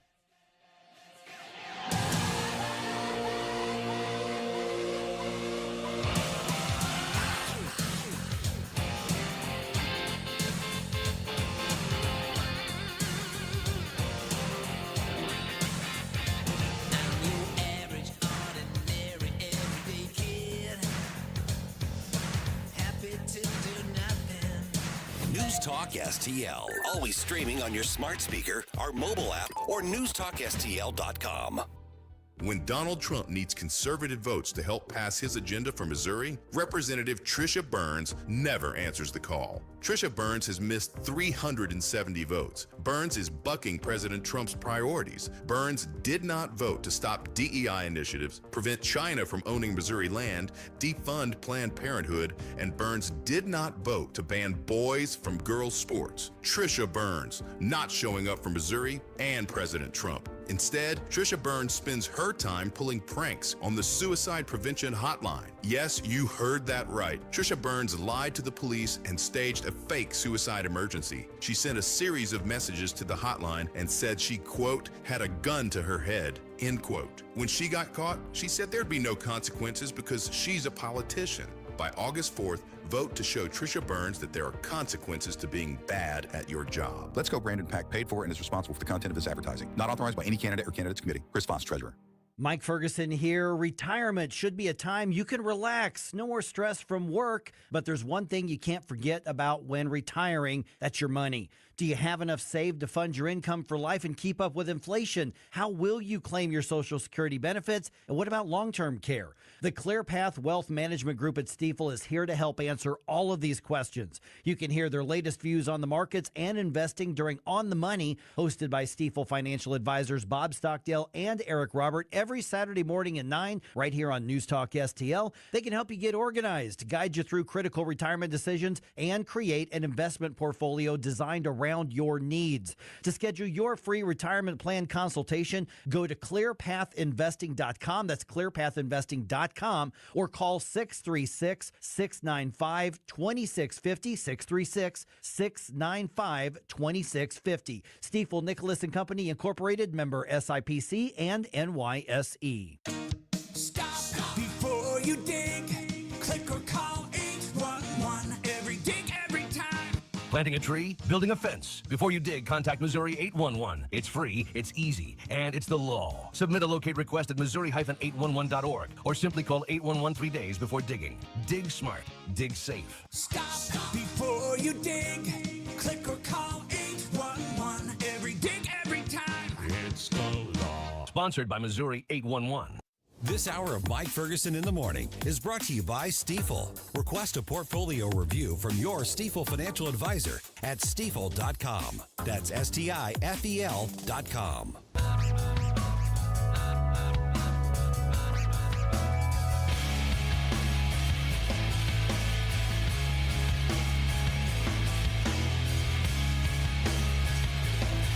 Hey, Chris Arps from the Tim Jones and Chris Arps Show. Make sure that you're listening to our show this afternoon from 4 to 6. Now back to the Mike Ferguson in the Morning Show. All right, Election Day is on. Today. It's on. All right, an area school district brags about their plan to work against ICE this coming school year. Okay. And the Cardinals roster looks different today. I called it. I said there was going to be some wheeling and dealing, and it happened. One of the more popular Cardinals, no longer a Cardinal. 650 right now. Let's go ahead and do a news dump. The Morning News Dump, brought to you by Whistle Pig Outdoors. The Morning News Dump. Are you joking? Is this a joke? Listen, folks. The Morning News Dump. All right, as we've been talking about, the polls are open in Missouri. Election Day is underway, and as long as you are in line by 7 p.m., you can vote. Once 7 p.m. hits, if you are not in line, you don't get to vote. Now, with a 32% anticipated turnout, you should be pretty good shape. You should be okay. Yeah, exactly. Okay, a government school district in St. Louis County says it's prepared a plan to keep ICE away from illegals in the district. That story about the Rittenhour School District was featured on KSTK on Monday. Superintendent Chris Kilbride says they developed what they're calling a safety protocol to, and I'm using their word, protect students, staff, and contractors from ICE in case federal law enforcement tries to detain illegals who are on campus or at a district event. I have questions. Yes. Are they implying that they have students, staff, and contractors who are illegal aliens? Or are they saying we just are worried that ICE might be attempting to detain illegal aliens in the middle of all of us, even though none of our people are illegal aliens, so we want to be safe? 100% the former. They're not even hiding it. I've got clips from it in 805. That's 100% the former of what you just said. What the hell, Rittner? Yeah. So I would suspect that now that this story is out there, that I would not be surprised if an attorney general at some level is going to take an interest in this. I would think so. I mean, students, I think, are kind of on you got to kind of set that aside because kids aren't, they're not. It's not their responsibility. ICE was looking with Hillsdale Police. They were looking for some students last school year. I guess what I'm saying is, in terms of holding them responsible right now, and that they're not the ones who brought themselves here, I guess is my point. The students, I would put in their own category, but you're talking about employees and contractors that are illegal aliens. Isn't that against the law? Yes. Yeah, and that was like a throwaway line in one of the clips, and it jumped out at me when KSTK wasn't focusing. I'm like, wait a minute, what did she just say? You can hear it for yourself at 805. Forget the meatpacking plants. Look at the school districts. Exactly. Okay, let's see here. President Trump facing Democratic backlash over his recently imposed tariffs on over 60 trading partners. And so this affects a lot of U.S. imports. Over 24 Democratic-led states now filing a lawsuit against the administration. Arizona Attorney General Chris Mays on what they hope to do with the lawsuit. We are asking the Court of International Trade to block these tariffs, to declare them unlawful, and prevent the administration from continuing this pattern of overreach. Okay. Yep. This will, I imagine, be some sort of expedited hearing thing, but it'll go through multiple processes. No, it'll go through the regular process. Yeah. There are statutes that authorize the executive to levy tariffs, so you can question whether or not he's doing it properly. That's fine. Which is that's what they're going to argue. Yeah, about. but they didn't like the one way he did it, so he's doing the other way that's there in the statute. Maybe Congress should change the statutes. Congress should absolutely, and of course I'm one of those that wishes he wouldn't do it at all because it's bad economics, but that's a whole different argument. That's an economic argument. All right, the Justice Department dropped charges against former Olympic canoeist David Hearn. He was accused of vandalizing the Lincoln Memorial reflecting pool and blamed the damage on the contractor instead. Speaking during a signing ceremony for an executive order supporting military families, President Trump went after the U.S. Attorney for the District of Columbia, Jeanine Pirro, for dropping the charges. I was disappointed with Jeanine Pirro, really disappointed with Jeanine Pirro. She folded like an umbrella. Jeanine Pirro's office in the DOJ said, we have evidence that says he didn't do it, that it was a botched installation. Yep. And Jeanine went to the White House yesterday. Yeah. We're going to talk to Teri Christoph about that because she wrote the article on that as well. So I was a little. I shouldn't be surprised at Trump going off on anybody, but if the evidence is not there, the evidence. Well, the only thing that surprises me is that apparently there's a lack of communication. Yeah. Because if the evidence isn't there, the lawyers are bound to follow what the evidence shows. Right. So if that wasn't communicated clearly to the president, I don't know. Yeah. All right, there were 10 home runs in Monday's Cardinals-Yankee game. That's a lot. Alec Burleson had 3 of them. Wow. At the end of the slugfest, the Redbirds ended up with the win. Final score at Yankee Stadium, 13-7. That's a football score right there. Nathan Church and Jimmy Crooks also had dingers. Second game of that series is this evening. That's going to be at 6:05. Lars Nootbaar is no longer a Cardinal. Man, sad. Yeah, right before the trade deadline, he was dealt to the Diamondbacks for 2 minor league pitchers and a player to be named later. The Cardinals also traded pitchers Dustin May and J.J. Romero to the Brewers. They are getting 2 outfield prospects in exchange. I said it yesterday. Cardinals roster, especially pitching, was not going to look the same after the trade deadline. So I'm not surprised by Dustin May being traded at all. I think the Cardinals acquired him to hopefully get a few wins out of him and then use him as trade bait because he had such a great run with the Dodgers before he got hurt. And so I think that's what they're doing. What's unusual is Romero and Dustin May have been traded to another National League Central team. They're going to the Brewers, who at least there looks like they're going to get into the playoffs that way. And, man, Lars Nootbaar was emotional. I think he truly wanted to remain a Cardinal for his career. So he's an Arizona Diamondback now at this point.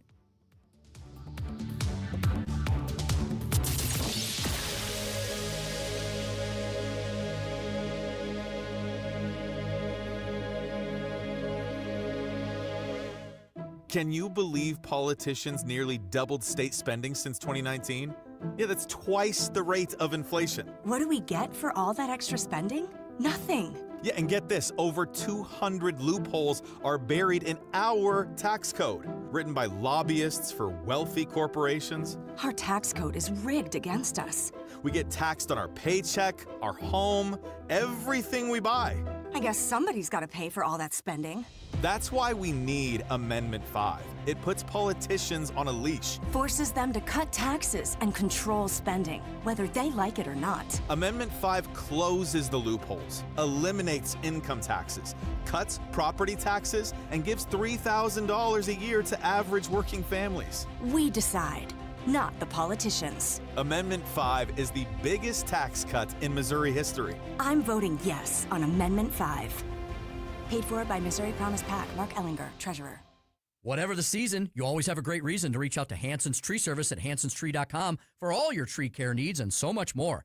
Tim Jones here to remind you Hanson's is your one-stop shop for expert insured tree care, amazing organic mulch, green resource recycling, land clearing, and so much more. Hanson services the entire St. Louis metro, and they also provide their full array of services in and around the Lake of the Ozarks. From tree care to storm cleanup to awesome mulch and more, check out Hanson's at hansonstree.com. That's hansonstree.com. License number GL250000615. You're cooking dinner. The lights go out. You flip the breaker and forget about it. But what if it keeps tripping? Trips once, your breaker's doing its job. Keeps tripping? That's a warning. Bad wiring or something worse. Do people just keep flipping it? Most do until they can't anymore. Call Grasser. We'll stop the trip. Green is always Grasser at GrasserHomeservices.com. Steve Ellman leads St. Charles County. Ellman has fought for smart growth and moratoriums on apartments and data centers. Ellman doubled our parks, increased our conservation land, and helped create 50,000 new jobs. Ellman has built hundreds of miles of new roads. Ellman prioritized law enforcement and put officers in schools, making our county safest in the region. And Steve Ellman eliminated the county's real and now personal property taxes. While Steve Ellman leads, Bill Eigel misleads. Eigel promised to cut your property taxes for 8 years, but never did. Instead, he didn't pay his own taxes. Eigel was rebuked by President Trump's lawyer for misleading and scamming donors to pay for his campaigns. Eigel said he's against data centers, but he never voted to regulate data center abuses, but did vote to give tax dollars to benefit the company behind the St. Charles Data Center. Paid for by the committee to elect Steve Ellman, Michael Summer Jr., Treasurer. KLGY HD3 Clayton, K270BW Bellefontaine, KNBS Bowling Green. This is News Talk STL at 1019, 94.1, and always streaming at NewsTalkSTL.com. Breaking news this hour from Town Hall. I'm Rich Thomason. On the face of it, it doesn't appear that Iran is serious about making a war-ending deal with the U.S. President Trump says talks with Tehran have resumed, but Iran refuses to acknowledge such discussions, insisting there are no talks going on. It is still unknown if a deal will be reached with Iran or if there will be a return to war. President Trump in the Oval Office telling reporters, This is the last chance. This is not something that, if it doesn't happen, this is the last chance for them to sign a good document. Laura Winters reporting. Having to endure repeated deadly Russian drone and missile strikes, many of them on civilian targets, Ukraine is returning fire as it continues to refine and improve its drone technology. BBC Steve Rosenberg in Moscow. Russian officials say that early this morning, an industrial park south of Moscow was attacked by drones. According to the governor of Moscow region, a fire broke out at a warehouse. He didn't say which company. An electricity substation and an administrative building were damaged too. There's been a drone attack near St. Petersburg. Russia's largest online retailer, Wildberries, confirmed that its warehouse there was on fire and that staff had been evacuated. Russia blames Ukraine for deadly weekend bombing at a Moscow restaurant. 5 people killed, 19 injured. Authorities in fire-ravaged Spokane, Washington, are holding an accused arsonist on $1 million bond. 37-year-old man allegedly started one of 3 fires that have destroyed hundreds of homes, forcing 60,000 people to evacuate. A Senate committee expected to take a vote today to advance Acting Attorney General Todd Blanche's nomination to lead the Department of Justice. Watching Wall Street, Dow futures up 546 points. The NASDAQ futures ahead 331. S&P futures up 26 points. Townhall.com. Progressive presents the Museum of You. We begin our tour with a unique piece, a relic from the early big screen television era. Remarkable. Next, we find a juicer, which historians believe has only ever been used once. And finally, compact discs from the emo era. A rare find indeed. Some things should be history, but until then, you could protect what's important to you and save by bundling your auto insurance with a renter's policy from Progressive. Progressive Casualty Insurance Company affiliates and other insurers. Not available in all states or situations. Alex Marlow cuts through the political spin of the Alex Marlow podcast. The economics of illegal immigration is so dumb. It's so stupid for Americans. We want American dollars to stay in America. That's how the economy grows. But if I pay an illegal alien and they send 50% of it home, the money doesn't go to American businesses. It goes to another country. Why do we want that? It's a race to the far-left Islamist wing of the party. Subscribe for free today on Spotify, Apple, YouTube, or at SalemPodcastNetwork.com. From the NewsTalkSTL Weather Center. I'm meteorologist Shane Scotch with your first alert forecast. A beautiful afternoon. Temperatures towards the upper 80s, mostly sunny skies. Then into Wednesday, things are looking dry until the evening hours. Could be seeing some showers and storms looking scattered. Those could have some stronger winds towards the overnight hours late Wednesday. And into Thursday, looking at scattered chances off and on. Isolated chance into Friday, drying by the weekend as temperatures climb back towards the upper 80s and lower 90s. From the First Alert 4 Weather Center, I'm meteorologist Shane Scotch. This hour of News Talk STL brought to you by Window World of St. Louis. For replacement windows, doors, and siding, call 800-GET-WINDOWS. That's 800-GET-WINDOWS. Hey, Columbo here, ready to take your next shot? Then head to Bluff City Outdoors, your destination for the best archery gear, from traditional equipment to compound bows to high-performance crossbows, all from the biggest names in archery like Hoyt, Matthews, 10 Point, and more. Whether you hunt, shoot target, compete in 3D, or just shoot for fun, make your next shot at Bluff City Outdoors. 1 mile east of Fast Eddie's at 2813 East Broadway in Alton. Don't forget Bluff City has all your fishing and trapping needs covered as well. Follow them on Facebook and at BluffCityOutdoors.com. I'm Dr. TJ, owner of the Institute of Natural Health, co-owner of Optimal Nutraceuticals, and the host of Wellness One. Wellness One is designed to cut through the nonsense and provide you common-sense, science-based information regarding health and wellness. On the show, we discuss topics like thyroid health, gut health, hormone optimization, and many others. Our show airs Saturdays at 10 a.m. and 2 p.m. and Sundays at 11 a.m. and 3 p.m. right here on NewsTalkSTL. And you can visit us at INHSTL.com. That's INHSTL.com. Mike Ferguson. I'm a stud. I'm ballsy. I don't take no from anyone. Susie Moore. I disagree on his assessment of the situation. Get up, St. Louis. So it's time to get out of bed. Pour yourself the greatest cup of kofifi the world has ever seen. Rise up with one voice. Drain the swamp and take back our country. Today's the day we're going to do it, and it's time to do it right now, believe me. Mike Ferguson in the morning on News Talk STL. All right, the holdouts get what they wanted, but they got it in writing this time, and it looks like Todd Blanche will become the next Attorney General of the United States. I mean, probably it's Washington, D.C. You never know what's going to happen. But they got what they said they wanted, and but now they've got it in writing, essentially, is where we're at. Bully for them. Also, boy, I want to follow up on this thing with Jeanine Pirro. So you mentioned that looks like she rushed over to the White House after the president ripped into her, threw her under the bus in a big way. Was that fair? And what do we know from that? So we'll get into that. We've got Teri Christoph, our friend from RedState.com, here with us right now. Happened to have written about both of these articles. What a coincidence! Funny how that works right there. All right, Teri, let's start with the confirmation of Todd Blanche. You had the two senators who aren't going to be senators come January, were the holdouts, and what they said is we want for sure this weaponization fund, which they were calling basically a slush fund. We want that gone. Todd Blanche says, well, yeah, we're not going to do it. And they said, no, we want it in writing, basically.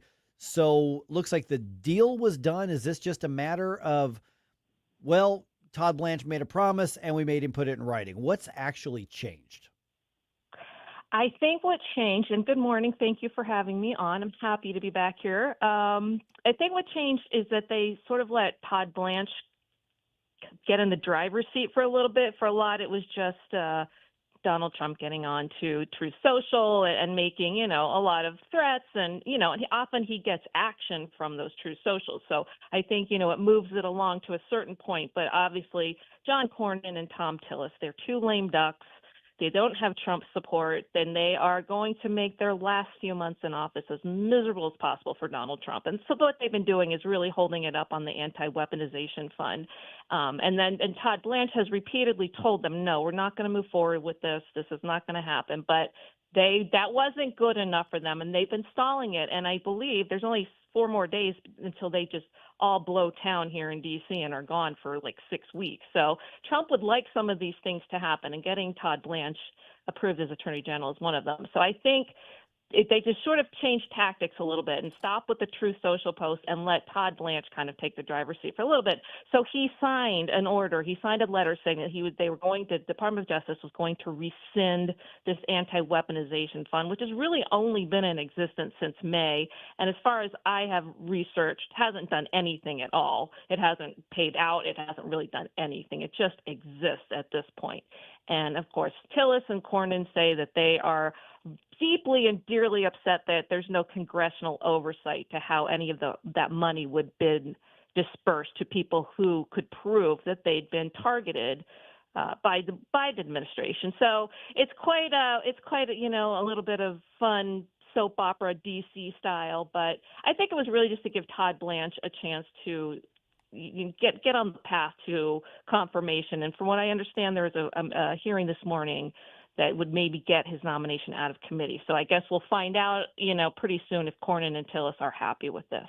Yeah, Teri, I think you're right about that. I think that committee vote is maybe coming up like in an hour or so. Yeah, I think that's right. Yeah, so, I mean, I think I know the answer to this, but Cornyn and Tillis, both of them acknowledge that they don't have an objection to Blanche. There's no issue with him as the nominee. This is purely the political theater and I guess just the sour grapes, because I don't even know how, who's pushing so hard to push back against this fund when everyone kind of agreed, okay, maybe it was a good idea in theory, but ill-conceived the way it was rolled out, so it needs to kind of go back to the drawing board. Everyone kind of seemed to agree with that after, well, except for President Trump. There was some pushback on the Republican side. There was, but what I'm know. saying is overall there was like, okay, this didn't roll out very well. All right, we're going to go back to the drawing board. But yet Tillis and Cornyn dug in on this for some reason. Well, I mean, I think Congress really likes to have a say in where money goes, and I do think there's a bit of that. These guys are guys that have been in D.C. a long time, and they don't want anything happening that they don't put their fingerprints all over. So I think it's a bit of that, but I think mostly it is sour grapes against Trump. I really do. I don't know that they have really great objections to people being some sort of reparation done for people that were harmed by the Biden administration. I can't imagine there's too many people on the right who think that's a bad thing. But I don't think they want Congress. They do want Congress to be involved in every step of the way, but they're just angry at Trump. I mean, he didn't endorse Cornyn. He endorsed Paxton in the Senate primary. So that's, they're just going to make it as tough as possible. Tillis has been a thorn in his side for forever, and now Cornyn. They're just a dynamic duo, and they know with the slim majority in the Senate that they have so much power right now, and Trump wants to get a lot done before the midterms. And, well, we know how that's going. We don't have the Save America Act, and so it's just going to be 4 more days, I think, of just kind of a little bit of craziness trying to get some of these things done. But Todd Blanche is going to get approved. I think it sounds like all of those barriers have kind of been broken down now, and he's on the glide path. He's going right in there for approval, which is good. Okay, so just a side note here, the weaponization fund, with the order no more, were there any funds in it? What happens with any money that was earmarked or set aside for this? Yeah, there's $1.8 billion worth of money. I mean, it's taxpayer money. Let's be honest here, taxpayer money that came out of a Trump lawsuit against his tax audits being released to the public. So those are monies that he's not going to get, but that were being earmarked. I don't know that anyone's ever said what happens with that money. So I suspect it goes into something that has basically the same purpose, but maybe is far less political and maybe has a little bit more oversight by more people than just the executive branch, something like that. But I don't know. That's a really good question. We need to keep our eye on that because there's going to be a pot of money out there that nobody's quite sure who has authority over. Teri, we were kind of keeping an eye on yesterday the little back and forth between President Trump and Jeanine Pirro's office because obviously they elected to drop the charges against the former Olympian who was accused of vandalizing the reflecting pool, and the president was not pleased with that. What's the latest on that? Did we get any feedback or understanding of what happened after Jeanine Pirro went to the White House? Yeah, I saw a report this morning that she actually did meet with the president. We weren't sure. There were some videos of her rushing into the West Wing of the White House, after he had said some of these things. But all we know is that, according to one source, I can't remember, it's like Politico, something like that they did meet. He didn't fire her, and she didn't offer her resignation. But other than that, I don't know what kind of compromise they came to. But clearly, he's been on a warpath. She went in on Friday. Her office dropped the charges against this guy, David Hearns. And I don't know. I've lived in D.C. a long time. Looking at David Hearns, I have a feeling he was up to no good, whatever he was doing there. But she thought that they didn't have enough evidence, or that whatever's happening in the reflecting pool is just bad. It was a bad job by the contractor, whatever. So I think there's a couple layers to this, to be honest with you. I think the top layer is that she dropped the charges, and he thinks, he's sick of all the vandalism. They went nuts. I mean, we know the left went freaking nuts. CNN went nuts about the reflecting pool. It was just ridiculous. And so, some people came and they did some bad things, and I think he'd like to see some justice there. But I also think the subtext to it, the layer underneath that, is Pirro's office has been very critical of the contractor and the work that was done, and saying that Doug Burgum's office at the Department of Interior was not forthcoming. And so she really, they really were very quite critical. And I know that Trump took this project quite seriously and quite personally. So I think that beyond the legal aspect to it, I think the fact that they criticized the work that he oversaw pretty closely. We all saw when it was drained, he took like a motorcade onto the reflecting pool to look, and he picked the contractor. So I think there's a couple layers to why he's so mad at her. And he is mad. He seems really mad. Yeah, we're visiting with Teri Christoph from RedState.com. The articles that we're referencing, one, Todd Blanche just nuked John Cornyn's favorite excuse for blocking him, and then Jeanine Pirro rushes to the White House after Trump says she, quoting, folded like an umbrella. Two questions here, I guess, as we wrap up here, Teri. One, is it possible, it just seems plausible to me, that new evidence came in and they said, well, we can't get him on this crime. It looks like he didn't do it. Doesn't mean that he wasn't up to no good and something. Is it possible that new evidence just changed the nature of the case? And two, why in the world is canoeing an Olympic sport? I'm just saying. I mean, when I hear Olympian, I'm thinking of something other than having, a ukulele and wooing the missus on the lake, which is what I think of canoes. But I'm just saying. Yeah, the second one, that's a great question. I've certainly never watched it. I've never seen a canoeing Olympic event in my life, so I'm unsure about that one. But yes, I do think that they felt like the more that they looked into it, that evidence, I guess, is a word for it, but the more they came to realize or thought that what they were seeing with the tearing to the sealant and to the liner was more just a natural process because, like they said, the contractor didn't do a very good job. So I think they felt like there was just very hard to prove that this guy came in and ripped it up when there's across the entire reflecting pool apparently similar things going on where it's just kind of bubbling up, it's ripping, it's tearing. And I don't know enough about it to know if that's a bad contractor or bad sealant or just a natural process. So I think they felt like that there's just not enough. And they did kind of very pointedly say that the Department of Interior was not forthcoming with information. So when they looked into it, they felt like this could have just been a natural process. The guy was in the wrong place at the wrong time. Who knows? But he wasn't. I know this type of guy. He was trying to do something. But whether it's criminal or not, we don't know. But I do think that Pirro has left some open room for there to be future legal processes against him. So probably not the end of the story. All right. Thanks, Teri. Thank you. Thanks, Teri. All right. What is motivating you to get to the polls today? Call us, email us, or send us a note on social media. We've got your Election Day update at 7:20.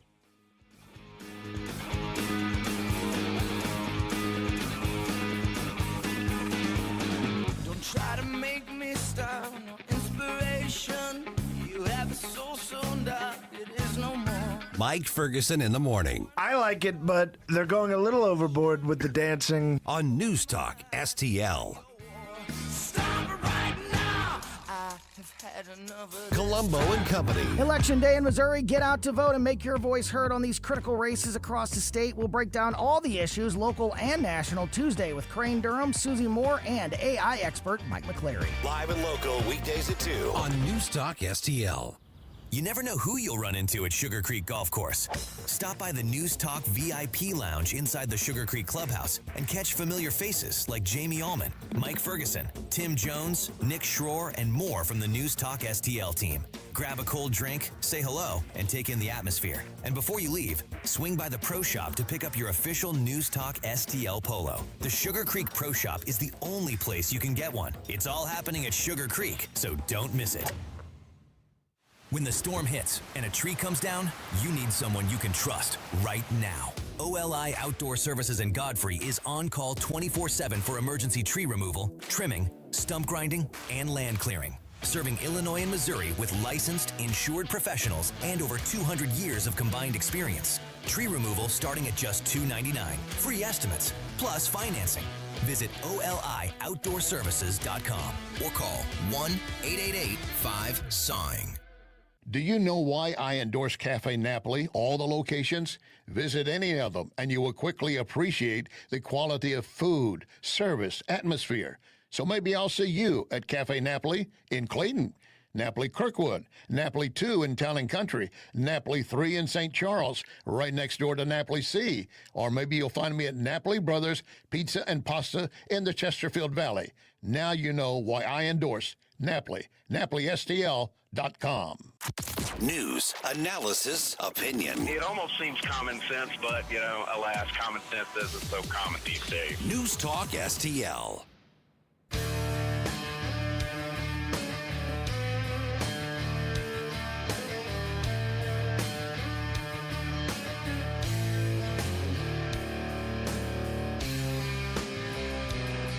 Hey, everybody, it's Mike, and when you cast your vote, you need to know who you're voting for.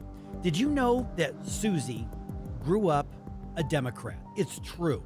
She actually worked for a Democrat. Are you actually going to vote for a Democrat? Mike, Susie changed her mind and became a conservative years ago. Okay, but one of the most important issues we've got is the issue of life. And Susie has said that she's been pro-choice. Really, Mike? Are you even listening to your own show? Okay, fine. Okay, but how about this? It's true. Did you know that Susie has a sordid past? And one time she was, in fact, a practicing attorney. That's right. Susie was a lawyer. Yeah, okay. You got her on that one. Ha, I knew it. That's why you should vote for me. Paid for by Vote for Mike. Thank you, Jim Modgen. Thank you for coming to my defense. I don't know. That one, I think that one makes me want to vote for Susie. I swung, fact-checking yourself in your own ad? I swung and missed. What can I say? I just appreciate Jim coming to my defense. He kept cutting in on the studio. I know. 7:21. All right, election day here. All right, on Rumble here, Filthy Goat. Okay. Says, Amendment 4 motivated me to go to the polls, but I'm so disappointed in the language, which is so confusing. I don't see any way that it passes. Amendment 4, I'm trying to hold myself out for a kind of a long shot on this one. Amendment 5 is very... Amendment 4 was the one that was easier to understand. It's easier than 5. Yeah. It's easier than 5. Yeah, that's for sure. I mean, I looked at the ballot language. Yeah, I don't know. To me, the 4 was the one that was a little bit more straightforward. But we've had people asking about, why did the courts get to rewrite it, that sort of thing. That's going to involve a research project on my part. Yeah. But I'm fairly confident that there is some provision in the Constitution, ironically. State Constitution. The state Constitution. Yeah.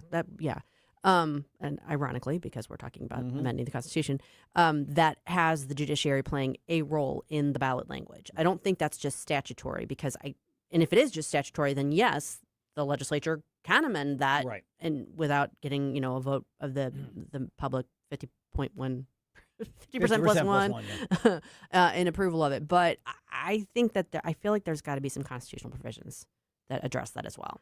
Yeah. All right. So what are you seeing out there? If you voted already today, or you're heading out the polls, let us know. Because turnout is expected. I have a feeling I'm going to run through the gauntlet because I meant to vote early and I just got busy. So I'm going to go do it today, probably right after the show.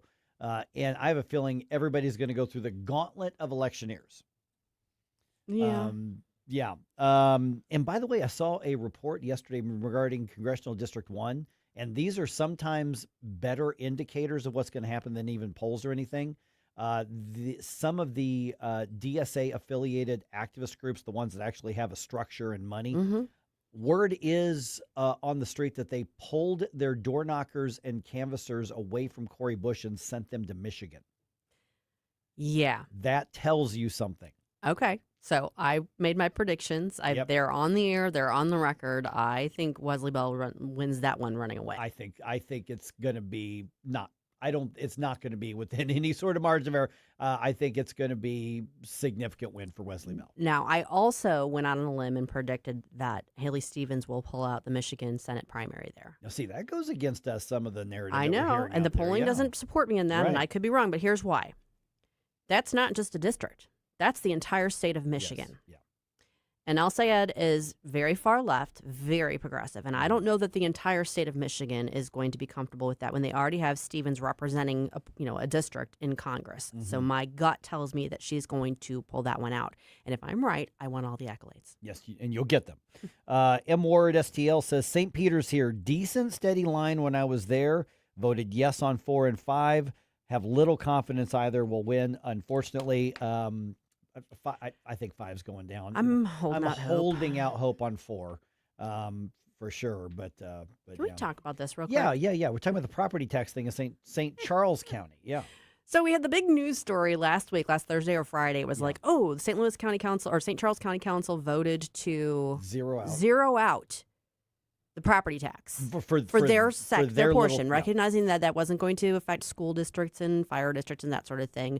But it was kind of like a big deal because that's one of the issues on the ballot. And it kind of seemed like, well, was that timing designed to, get people's attention? To take Bill Eigel's funding. Yes. That was the read I got from it. So out of curiosity, I pulled my property tax bills from the past 2 years from St. Charles County. You know what, St. Charles County, because they said it wasn't a huge amount. It was just a small percentage of it, right? But you know what St. Charles County's portion of the my property tax was? How much? 0. What about that of the year before? 0. So it was already 0. They didn't do anything new, different whatsoever, but they made a big stink about it, didn't they? They did, because we talked to Steve Ellman. Was it Thursday or Friday that he was on? And we asked Steve about that. And he said, they set the property. They have to set the property tax rate every year for their part. And apparently, he says, for years, they've had enough sales tax revenue that they offset and did not have that. So apparently, St. Charles County has not been doing it now. Is that's a personal property tax right there? Yeah. Right. And so he said, we haven't had that for, I guess, a few years at least. Right. Or a number of years.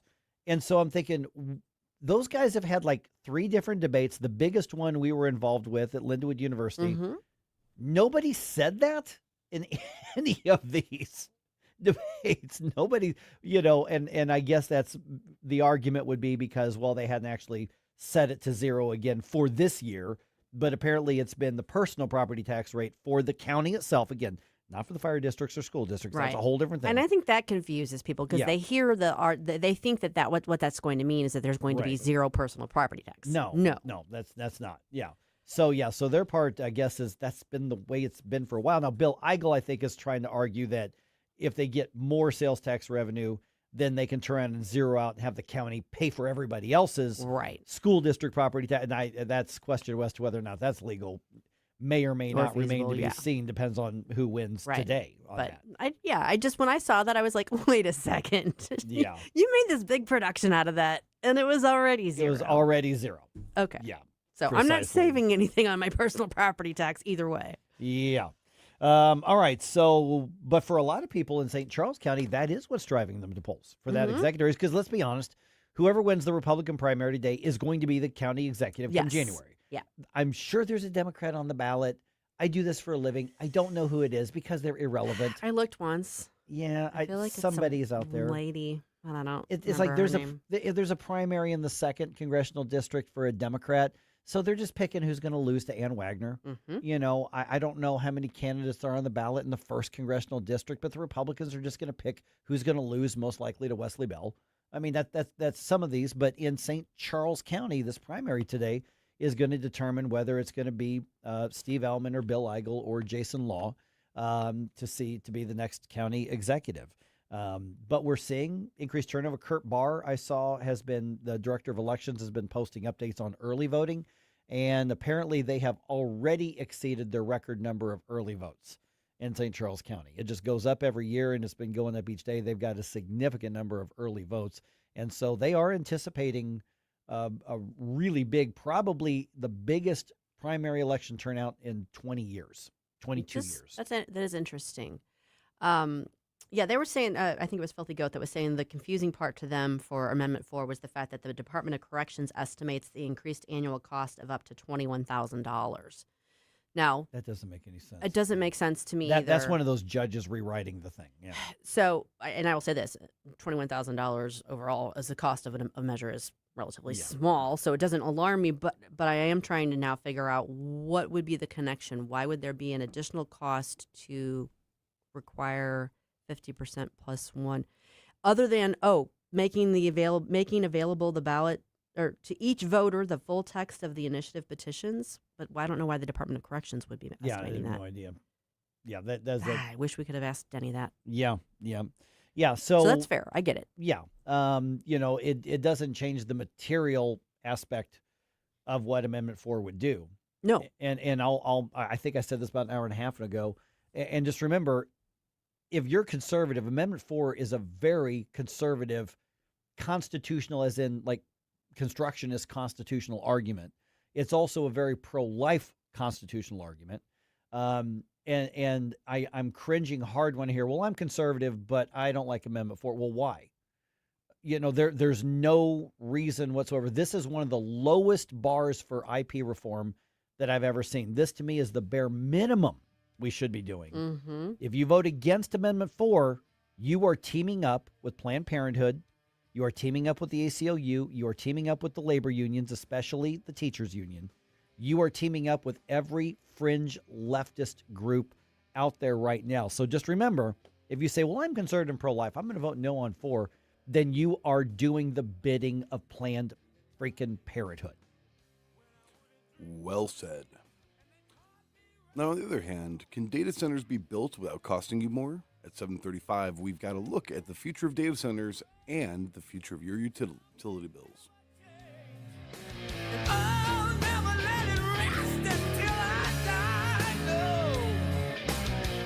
From the NewsTalkSTL Weather Center. I'm meteorologist Shane Scotch with your first alert forecast. A beautiful afternoon. Temperatures towards the upper 80s, mostly sunny skies.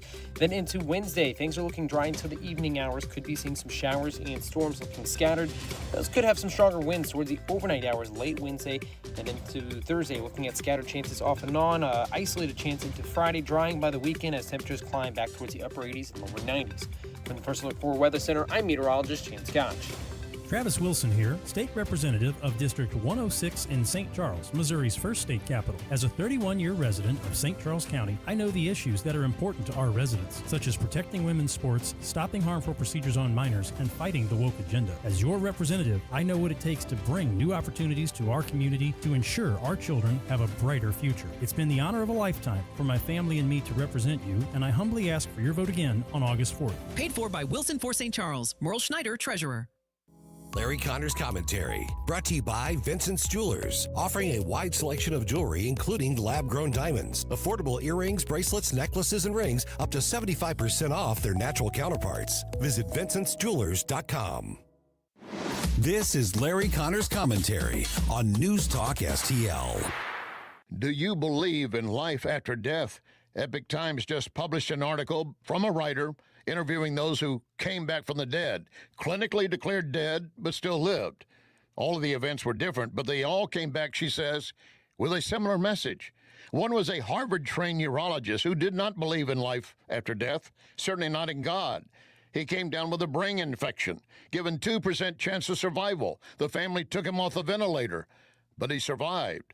He says what he learned from the other side, be careful of your beliefs, recognizing that life is unlimited even after death. A 19-year-old baseball player undergoing elbow surgery, his heart stopped. He said, I died with regret. A figure approached him on the other side and said, next time you die, be ready for it. Once recovered, he reached out to anyone he might have done wrong and apologized. A 21-year-old student in surgery realized she was above the surgery table watching the doctors and angels working on her. One voice saying, you're going back, you're going to teach. 30 years later, she is still teaching. When each was asked, do you fear death? Each answered, no. Get more Larry Connors on Larry Connors USA. Tonight at 6 on News Talk STL.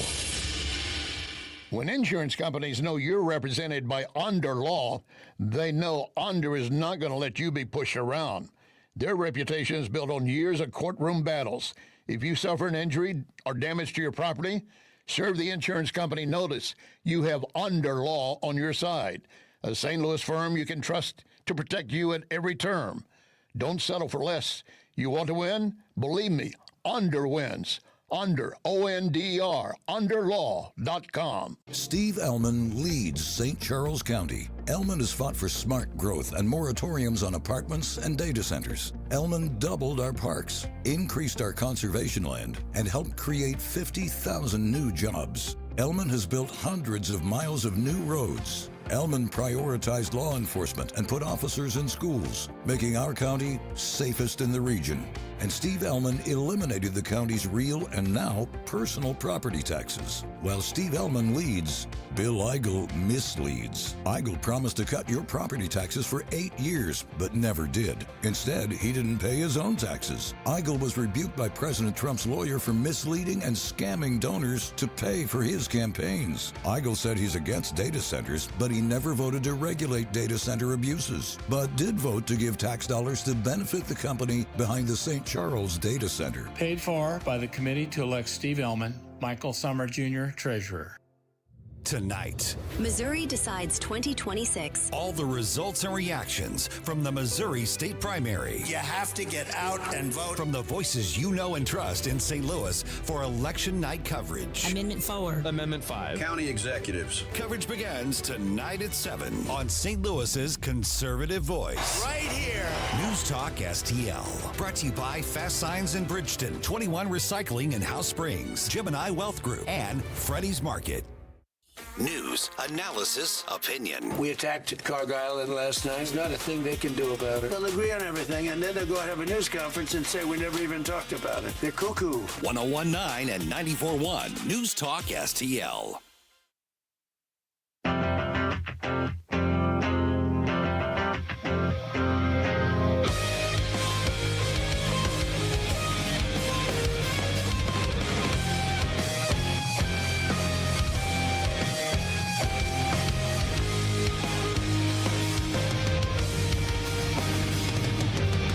Good morning, Missouri. It's your boy, Joe Pags. I'll talk to you tonight at 10. But right now, let's get back to Mike Ferguson in the morning.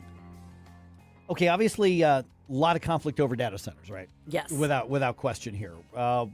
There are some fair questions out there, legitimate questions out there. Absolutely. Among the most legitimate and fair questions out there, some of it I think is fair-mongering out there, but some of it legitimate. Like, for instance, is allowing one in my area, or maybe even my state, is that going to raise my utility bill? Well, our friends at the Show Me Institute looked into this. Avery Frank wrote about it.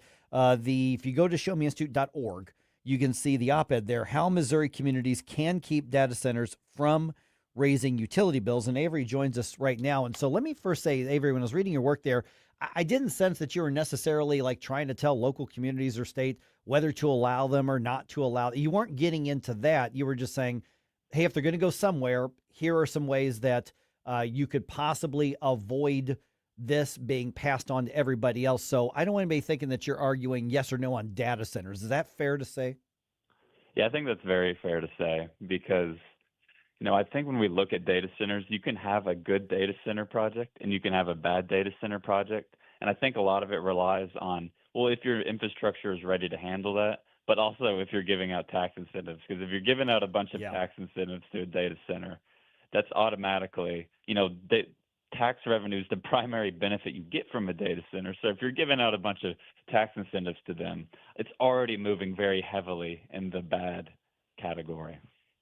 Good morning, Avery. This is Susie Moore. I think it's one of the toughest things about this conversation is that it's hard to know where to get good, concrete information. And like you said, there's going to be maybe good data centers and bad data centers. But in terms of what they require, what kind of infrastructure they require, what effect and impact they can have on utilities, do you have what's the best place for people to educate themselves on those issues? Well, U.S. Congress did a big study because, data center problem isn't just in Missouri, it's across the country. And when I look at the infrastructure costs, we hear a lot about water, we hear a lot about electricity, but I do truly believe that electricity is much more of an issue a unique issue with data centers. Because when you look at like a 100 megawatt data center, which is actually one of the smaller ones when we're looking at some of these hyperscalers, they can take up 80,000 houses worth of power. Now, if you get up to a really big one, that can be about 800,000 houses worth of power. But when you look at one of the smaller, like a 100 megawatt data center, that's only about 2,600 houses worth of water. So you see that there's a lot more electricity that's being used for data centers than water. And so when we talk about infrastructure, I really do think, some of the water things are overblown because you have things like golf courses and farming that take up significant water usage more than data centers. So when we're talking about data center infrastructure, we really need to focus more on finding solutions to solve the electricity needs and make sure our rates aren't skyrocketing. Okay, that's where I want to go because that's what I found interesting in your article, and you can find that at showmeinstitute.org. It's called How Missouri Communities Can Keep Data Centers from Raising Utility Bills. So if I don't explain this well, correct me here in a second, Avery. and that is basically because I was on a utility board for a short time, and basically what happens is with utilities, they say we've got to build a new source of energy, be it a nuclear plant or a coal-fired plant or a natural gas, but whatever it is that they're going to do, they say, well, we're going to build this. It's going to cost X millions or hundreds of millions or whatever dollars. That cost gets absorbed and spread out among the utility ratepayers. And so step two here is, okay, if we have to build some new generators of electricity, that cost has got to be financed up front. Therefore, the ratepayers are paying that because they're going to be getting some of it. And if we're generating or we're building a new generation of electricity for a data center, well, unless there's a policy provision somewhere, that cost could and does get passed on to the other ratepayers, the homes and the businesses in the area. So how do we avoid that? Governor Kehoe's talked about the data centers in mid-Missouri and in Callaway and those areas of they're going to pay their own way. How do we make sure that happens if they've got to build new sources of energy? Well, I think the first thing you have to note is the truth behind what you said, that, you're going to see people say, well, we passed Senate Bill 4, which means that there's a large load tariff on data centers and we're not paying for it. No, the provision specifically says they pay the cost of connecting to the grid. Ameren recently came out and said if we build new power plants for data centers, which we will need to, that will be shared amongst all ratepayers. And one solution I think that could keep the rates going up for ratepayers is if we have private electricity grids or consumer regulated electricity. It's a new idea. New Hampshire became the first state to pass it. Senator Tom Cotton has a federal bill in U.S. Congress. Hopefully that can move forward as well. But what private electricity grids do is it basically says, okay, we're getting all this electricity demand growth, not from the average consumer, but from these huge industrial customers, primarily data centers. If we can get a private electricity grid islanded off of Ameren, so it wouldn't be connected to Ameren, if we can do that, then they can pay one-on-one to have basically a private energy island just for these data centers. So the rates aren't being passed on to consumers, but it's a one-on-one private transaction because you have these data center developers. They're managing billion-dollar supply chains. It's a little bit unreasonable to think that they cannot manage their own energy provision, that they have to get it from source from it. They can manage and pay for these kind of things, and they have the money to do it. And that's why you see them signing things like the Ratepayer Protection Pledge with President Trump saying, "We will, please, we're trying to pay for our own data centers. Just let us build it." And these private electricity grids give Missouri a pathway to be able to do that, so it's not on our ratepayers' backs. Okay, so Avery, is that as simplistic as saying, okay, you want to build these massive data centers, so build your own coal-fired plant or build your own nuke plant or build your own and just generate it yourself? I mean, is it, when you say islanding, is that what we're talking about, and just not connecting it to Ameren so it doesn't affect anybody else? Yeah, it would pretty much be that simple. Now, of course, it's not going to be, the Wild West out there. The Nuclear Regulatory Commission would still have to regulate nuclear plants. There would be OSHA, there would be all these different things to make sure it's not just craziness out there. But really, all Missouri would have to do is pass, this is what New Hampshire did. New Hampshire's bill was about a page long. All you have to do is pass a provision saying that if you're not connected to the main grid, then the Missouri Public Service Commission would not have the right to regulate a private electricity grid like they do a public utility. And I know that's a little bit complex, but basically, if you island it and you give the allowance to do that, I think we could see some new power plants coming up more quickly. I think we could see more innovation in the energy space, and it wouldn't be on the ratepayers. It would be a private investment instead of a public investment. You alluded to this earlier. You spoke to this earlier, the fact that some of the communities are trying to give these data centers, the developers, tax breaks to invite them into the community, which seems, I mean, we could get into the philosophy of this concept to begin with, but it just seems backwards because it seems like, one of the big arguments in favor of them is that this is going to create jobs, it's going to bring revenue, this is good for the community. But if the community is having to empty its pockets to get them there, how is it good for the community? Yeah, they don't have that many jobs. Right. Yeah. Yeah, I think you put it exactly right. Data centers don't bring a lot of permanent jobs. They don't bring accompanying development, and they certainly don't bring any tourists to them. And so there's really no benefit outside of a data center except for the tax revenue. But they're huge facilities. They have a lot of things that can be subject to the personal property tax. They have a lot of local property taxes, and you see that in Virginia. And when I look at these data centers, I really just think that I was at the Missouri Nuclear Energy Summit, and they were talking about, when these economic development people, they're talking about how these big industrial firms, when they come to a state like a data center, they're looking at energy availability. They're looking at speed to operation, speed to construction. You have the biggest corporations in the world with huge, deep pockets. They're just throwing money at the solution. So when we give them local tax incentives, that's not even the top thing they're looking for. They're looking for, do we have electricity? Do we have a good place to build? Will it be done quickly? So it's not only bad, but it's also, in my opinion, it's unnecessary. I think you hit on a capital idea there. Maybe we need to turn data centers into tourist meccas. Make them completely apply. Yeah, so absolutely. So gift shop. Disney data center. Gift shop with T-shirts and stuffed animals, Right. That kind of thing. All right. We're visiting with Avery Frank from the Show Me Institute. Okay, so last minute or so, we've got Avery here. Okay, so is this a matter of that the feds would be overseeing this, or is there something that the states need to do? You referenced the one bill that New Hampshire did, so obviously there's some options for the state.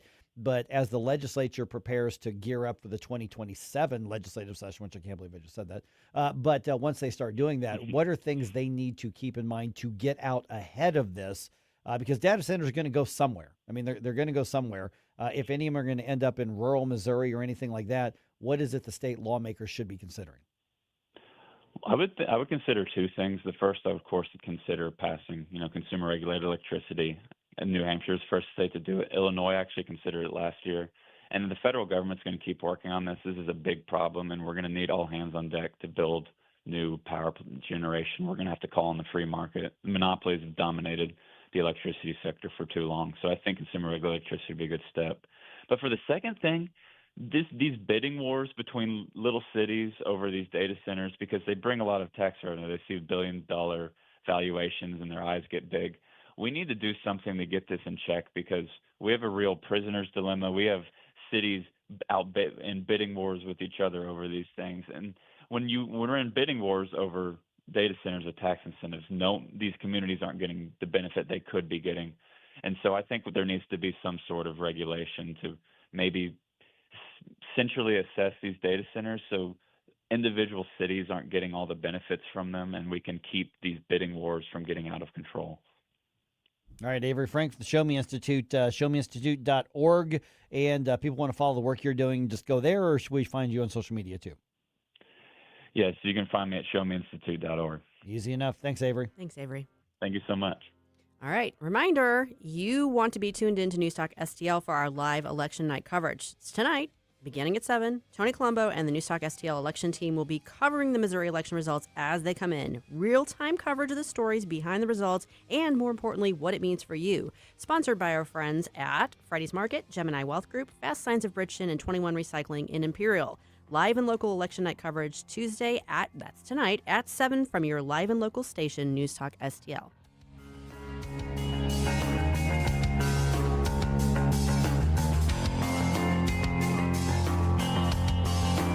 Hey, it's Susie Moore for Window World.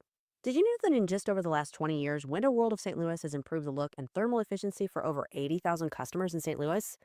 Plus, Window World windows come with a lifetime warranty that covers all parts, glass breakage, and labor. And now, Window World is offering 36 months, same as cash financing with approved credit. Call them today at 800-GET-WINDOWS for a free in-home, no-pressure estimate. That's Window World at 800-GET-WINDOWS. They're the preferred window of the St. Louis Blues. Ronald Reagan once famously said, "Government is not the solution, government is the problem." When it comes to economic growth, government can be a roadblock. With red tape, regulations, and subsidies, government stifles entrepreneurship and also props up businesses that deserve to go under. Unlike government, free markets encourage risk-taking, freedom to succeed or fail. Governments shouldn't be picking winners and losers, the market should.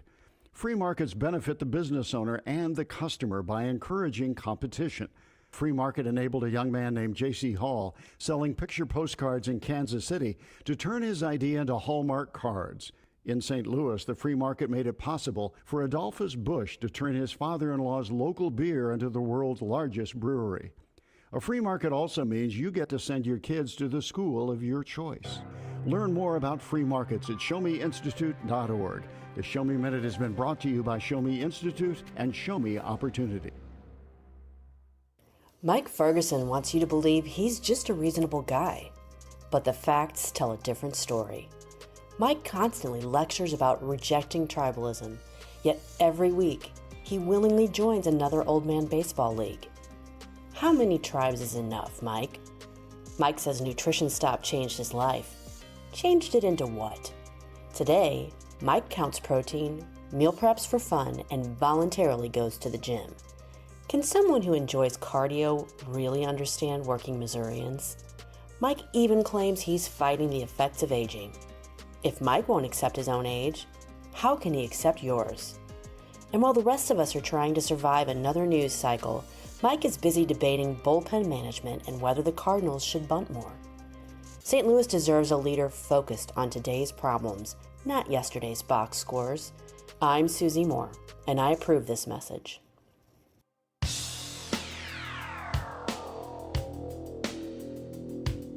A modern-day warrior, mean stride. Today's Tom Sawyer, mean pride. The Mike Ferguson Show is one of my favorite programs. In addition to Larry Connor's USA, catch my program at 6. Now, back to Mike. Well, now I'm talked out of voting for myself. Although the Cardinals should bump more and generate more runs. Mason wins too fast to not do that. I rest my case. There it is. All right, Election Day on. Go vote. Also, an area school district brags about their plan to work against ICE this coming school year. I'm going to give you the basic details here. And I think it's 8:05. We're gonna go into more depth on that. It was 8:05, right? Yeah, that's what you said before. 8:05. Yep, 8:05. Assuming you were telling the truth. That's which is it's election year. You never know here. And the Cardinals roster looks different today. It does. Sports update. One of the more popular Cardinals. Well, he's no longer a Cardinal. All right, 7:51. Like I said, let's go ahead and do another news dump. The Morning News Dump, brought to you by Mario's Donut Restaurant. Wake up, America. It all worked out. They got all the news. The Morning News Dump. The polls are open on the Missouri side. Election day underway, and as long as you are in line by 7 p.m., you can vote. Missouri Secretary of State Denny Hoskins, he is predicting a turnout of about 1.2 million, which he told us earlier today is about 32% of registered voters. Now, if that happens, that would be the largest primary election turnout in Missouri in over 20 years. Which really surprises me. 2022 was a hotly contested year. Yep. Like the Senate race. Yeah. That was big. Yeah, so that it surprises me that it's, It was Eric Schmidt and Eric Greitens and Vicky Hartzler. Yeah, that's right. Yeah. But yeah, this would go back 22 years, basically, the largest turnout, assuming this turns out to be what the predictions say they're going to be. Okay, a government school district in St. Louis County says it's prepared a plan to keep ICE away from illegals in the district. Yeah. That story about the Rittenhour School District was featured on KSDK on Monday. Superintendent Chris Kilbride says they developed what they're calling a safety protocol to protect, their word, students, staff, and contractors from ICE in case federal law enforcement tries to detain illegals who are on campus or at a district event. I'm going to have clips from KSDK's news report story at 8:05 on this. Yeah, I wonder if that's something that maybe invites DOJ scrutiny. I would hope so. Because what you're talking about is openly basically saying you're breaking the law to employ and contract with people who are here illegally. And the staff and contractors, they mentioned that, and it didn't get highlighted in the story. And I went, wait a minute, did she say, when we're talking about one of their administrators, did she say what I think she said? Yeah, that's what she said. Yeah, I'll give you three guesses as to how many opposing pro-America, pro-federal law enforcement perspectives were included in KSDK's article. I'm going to go with 0. And you would be right. Okay. Yeah. All right. Late last month, we told you about this. OpenAI discovered that one of its artificial intelligence models escaped its containment and then hacked into tech firm Hugging Face. All right.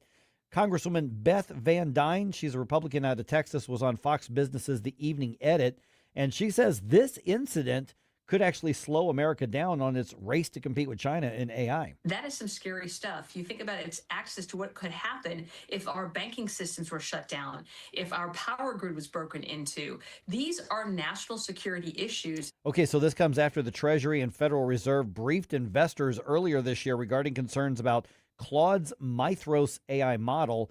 President Trump telling reporters last week his administration is considering restrictions on new AI models. Okay. Probably a good idea. Yeah. Right. Yeah. I don't know. I don't know what to tell you all. The horse is out of the barn. Yeah. Just prepare for our AI overlords. They're here. Yeah, they're not coming. They're here. Just saying. There. All right. Brentwood police confirmed that an officer abused the flock camera system, but will not be charged with any crimes. Okay. A KMOV report says that the city confirms the officer violated department policies when he, I have to use the word allegedly here, used the system to track his ex-wife's movements. But because there are no laws against police doing so in Missouri or Illinois for that matter, he faces no criminal consequences, and the city is not commenting further on what they call a personnel matter. Oh, okay.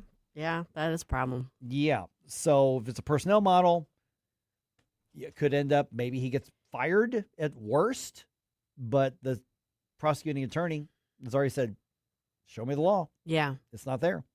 That probably needs to be looked at. Yeah. I think 820. Let's dig into that just a little bit more. We talked about that earlier. Let's dig into that a little more as well. All right, the Justice Department dropping charges against former Olympic canoeist David Hearn for accused of vandalizing the Lincoln Memorial reflecting pool. Then the department blamed the damage on the contractor. Now, speaking during a signing ceremony for an executive order supporting military families, President Trump went after U.S. Attorney for the D.C., Jeanine Pirro, for dropping the charges. I was disappointed with Jeanine Pirro, really disappointed with Jeanine Pirro. She folded like an umbrella. Okay, at least 6 other people have also been arrested for allegedly vandalizing the pool. Those are separate cases. Yes. Trump administration facing criticism for the cost and the effectiveness of the repair after the president awarded the job to a company without taking any other bids. Yeah. Like I said off the air, I think multiple things can be true at once. I think there were people that were trying to mess with it, and I think there also may have been some installation issues. Yeah, it sounds like there was just contracting installation issues everywhere, and that doesn't change that somebody may have been like, I'm going to show him, but in this particular case, Jeanine Pirro's DOJ just said we just don't have. If the they evidence. don't have the evidence, then they can't proceed with the case. I mean, that's just the way it is. Lars Newbard, no longer a Cardinal. Yeah, right before the trade deadline, he was dealt to the Diamondbacks for 2 minor league pitchers and a player to be named later. The Cardinals also traded pitchers Dustin May, which I expected, and J.J. Romero to the Brewers. They are getting 2 outfield prospects in exchange.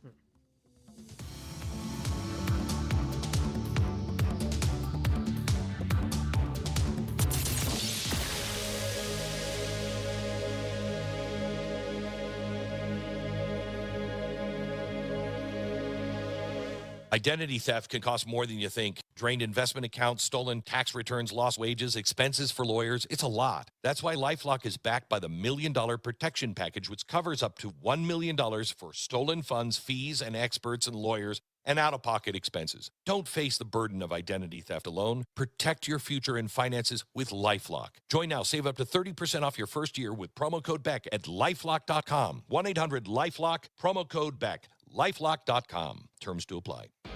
You're still glowing, flirting, grooving. You've still got it. But your immune system weakens as you age, making it harder to fight illnesses like pneumococcal pneumonia and RSV. Vaccines are a key part of any health routine and can help protect you from getting really sick. Ask your doctor or pharmacist which vaccines you need. See more at PfizerForAll.com. Sponsored by Pfizer.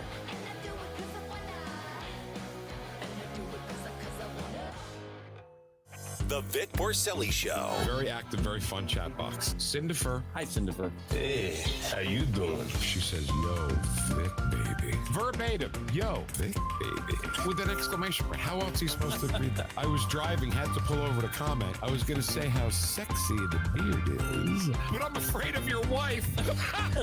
Hey, I'll tell you what, I would be. Vic Porcelli, live and local, weekday mornings at 9 on News Talk STL. Number 1 for live and local conservative talk. I'm very angry. I've heard a lot of people talking about gun control. You have to wave a magic wand and get rid of the establishment. This maniac is going to inspire the next maniac. News, analysis, opinion. But my focus is kind of the mental health crisis. Swamp stuff in the drain itself. I'm just sick of the protesting in general, and that's why it's so very important to be prepared. 101.9 and 94.1. St. Louis is number 1 for conservative talk. News Talk STL. KLGY HD3 Clayton, K270BW Bellefonte, KNBS Bowling Green. This is News Talk STL at 101.9, 94.1, and always streaming at NewsTalkSTL.com. Breaking news this hour from Town Hall. I'm Rich Thomason. Recent hack attacks on public water supplies, the focus of an expanding FBI investigation, now focusing on 2 states. Michigan has joined Minnesota in reporting cyber attacks on water systems, but an official says all were operating safely. Earlier this week, authorities said cyber attacks targeted over 30 water systems in Minnesota. The source of the attacks is being investigated, but they came amid warnings that Iranian hackers have been focused on such systems. Minnesota IT Services said Thursday that the investigation into the attacks that happened on Sunday and Monday was continuing, and that state officials had not identified who was behind them. There were no reports that residents have been impacted by the attacks. Keith Peters reporting. Crews continue battling massive wildfires that have destroyed hundreds of homes, forcing tens of thousands of evacuations in Spokane, Washington. Authorities say one of the fires, the work of an arsonist, and a 37-year-old man is under arrest being held on $1 million bond. A Democratic U.S. Senate contest in Michigan is among the most closely followed of today's primaries, pitting a Democrat socialist against an establishment candidate. Political observers closely watching this race between Democrat socialist Abdul El Sayed and establishment candidate Congresswoman Haley Stevens. The Real Clear Politics average of polls finds El Sayed beating Stevens by more than 10 points. New polling data from Epic MRA shows former Congressman Republican Mike Rogers beating El Sayed by 3 points in a hypothetical matchup in November. Laura Winters reporting. President Trump insisting it's Iran's last chance to stave off a devastating military campaign by the U.S.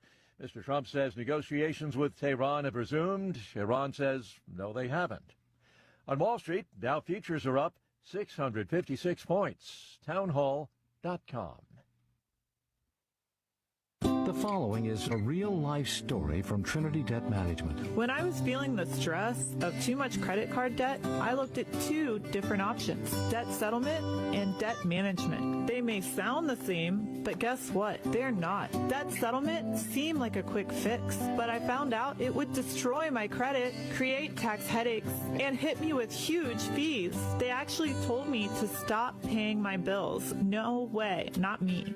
Then I turned to a debt management plan developed by the team at Trinity. They worked with my creditors, lowered my payments, reduced my interest, saved me thousands, and paid off my debt. And Trinity is a Christian company, which is important to me. If credit card debt has you down, call Trinity at 1-800-990-6976. My name is Heather. Please forget debt settlement and remember Trinity Debt Management. 1-800-990-6976. From the News Talk STL Weather Center. I'm meteorologist Shane Scotch with your first alert forecast. A beautiful afternoon. Temperatures towards the upper 80s, mostly sunny skies. Then into Wednesday, things are looking dry until the evening hours. Could be seeing some showers and storms looking scattered. Those could have some stronger winds towards the overnight hours late Wednesday. Then into Thursday, looking at scattered chances off and on. Isolated chance into Friday, drying by the weekend as temperatures climb back towards the upper 80s and lower 90s. From the First Alert 4 Weather Center, I'm meteorologist Shane Scotch. This hour of News Talk STL is brought to you by Stifel, serving investors for over 130 years. Contact your Stifel financial advisor at stifel.com. That's STIFEL.com. The radical left let crime and drugs pour into our nation, and they let biological men into girls' sports. But here in Missouri, if there's a problem, we fix it. That's why Ann Wagner's fixing the mess the radical left made and delivering for us. Wagner voted to ban biological men from competing in girls' sports, and she voted to fund the police and provide more resources for Border Patrol agents, keeping our families, communities, and children safe. And Ann Wagner didn't stop there. In Congress, Wagner passed the largest working-class tax cut in American history, kept big government out of our business, protected our way of life, and ensured our communities remain safe. That's why Ann Wagner's endorsed by the Missouri Farm Bureau and Missouri Fraternal Order of Police. Vote Ann Wagner for Congress on August 4th. I'm Ann Wagner, and I approve this message. Paid for by Ann Wagner for Congress. Mike Ferguson. Is there anything in your life that is not Trauma Olympics? Susie Moore. Get out of here and stop playing victim. Get up, St. Louis. There's no crying in baseball. Mike Ferguson in the morning on News Talk STL. You know, on a normal day, this is one of those stories we would have probably run through a couple of times, you know, on the show, because people are moving and going to work and going to school and all this kind of stuff. But let's combine the worst, most left-wing mainstream media in St. Louis with a story about a St. Louis County public school district bragging about not allowing law enforcement to do their job. That's KSDK. What? I had to read their print version twice and watch the video a couple times, and it got worse each time. So that's KSDK, Channel 5, and that's the pro-illegal immigration, anti-American Rittenhour school district that your tax dollars pay for. So here's what's going on, all right? The article or the story, "We're Prepared, Ritenour Schools to Protect Families from ICE as Educators Visit Students in Detention Centers." I've referenced before that KSDK is not an actual journalism organization. This is not a news organization. This is a cheap political activist organization. Yeah. I mean, they just are. The history and the legacy of what KSDK used to be decades ago is long gone. It really is. So what I'm going to do is I'm just going to let their reporting talk for themselves here. Melanie Johnson is the reporter who did the story here. So here's just one of the early parts of the story here, which you can see on their social media. The number of students being detained is increasing significantly. For Ritenour Superintendent Dr. Chris Kilbride, visiting students in ICE detention centers instead of the classroom is now a reality. We're not going to have all of our students back with us, whether that be deportation or just fear and maybe not leaving the country, but certainly leaving the state of Missouri. With the start of school just weeks away, we have a plan. A plan to keep out Immigration Customs Enforcement officers. Unfortunately, we did have the worst that happened at Ritenour Middle School back this past spring. On campus without a warrant, Kilbride recalls redirecting Hillsdale police working with ICE to locate 3 students at Ritenour Middle School back in April. Now the community is mourning a student's parents, Glenny Gonzalez de la Cruz and Nixon Perez Paz, who were deported and murdered in Guatemala after seeking asylum in Overland. Okay, I'm trying to figure out how a public school district thinks they outrank federal law enforcement. Secondly, they're not your students. They're illegal aliens.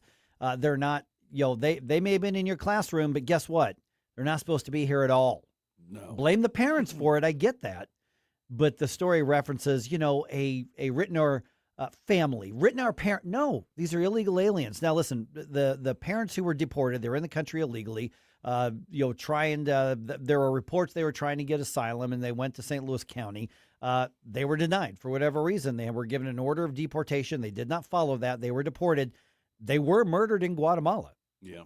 That's not our fault, as much as the media and the local activists try to say that it is.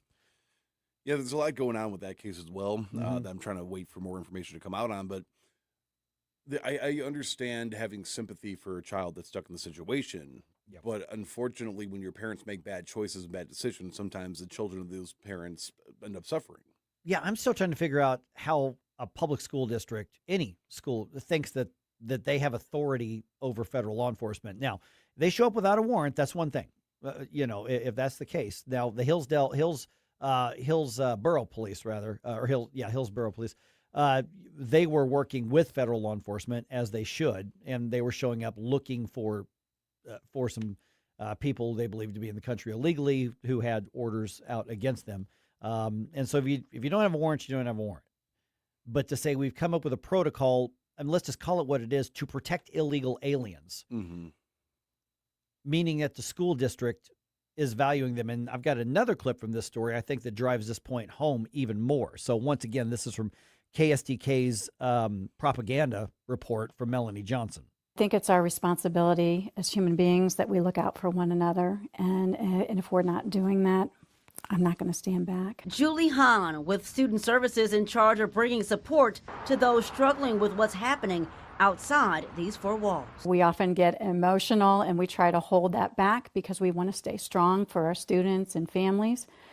But I will tell you that we have a lot of staff that are really feeling it. There's a level of fear in this community. We work with bus drivers, we work with our food service, everyone who touches the life of a child to make sure that we are looking out for what are those signs and how are we reporting that to the right people so we can catch something really early. Keeping children at the center of the decisions we make, if we are just led by that, then we can't go wrong. Yeah, see, referencing the food service and then the vendor, that's what I was talking about. But by the way, Julie Hahn, let me play that soundbite from the very beginning, and then I'll explain why that tells me she's full of crap and intellectually dishonest. I think it's our responsibility as human beings that we look out for one another. And if we're not doing that, I'm not going to stand back. So who was looking out for people like Lake and Riley? Who was looking out for the hundreds of people who've been murdered by illegal aliens? Who was looking out for the St. Louis police officer who was killed by a repeat offender illegal alien? Who was looking out for the people who were stabbed at the laundromat in St. Charles County? Who's looking out for them, you virtue signaling dolt? Yeah, remember when all these departments were being taken over and we were told that's simply not happening? Yeah. I mean, it's absolutely insane. Stop letting weak people have influence over children. You're just making weak adults out of weak kids. I mean, it's ridiculous. This is, and the thing is that to somebody who's on the left, this is so brave by this school district. This is left-wing virtue signaling activism on your dime is what this is. And it's been pretty clearly demonstrated that what this school district is bragging about and what KSTK is celebrating is simply breaking the law. This is illegal behavior with your tax dollars. Public schools are government institutions.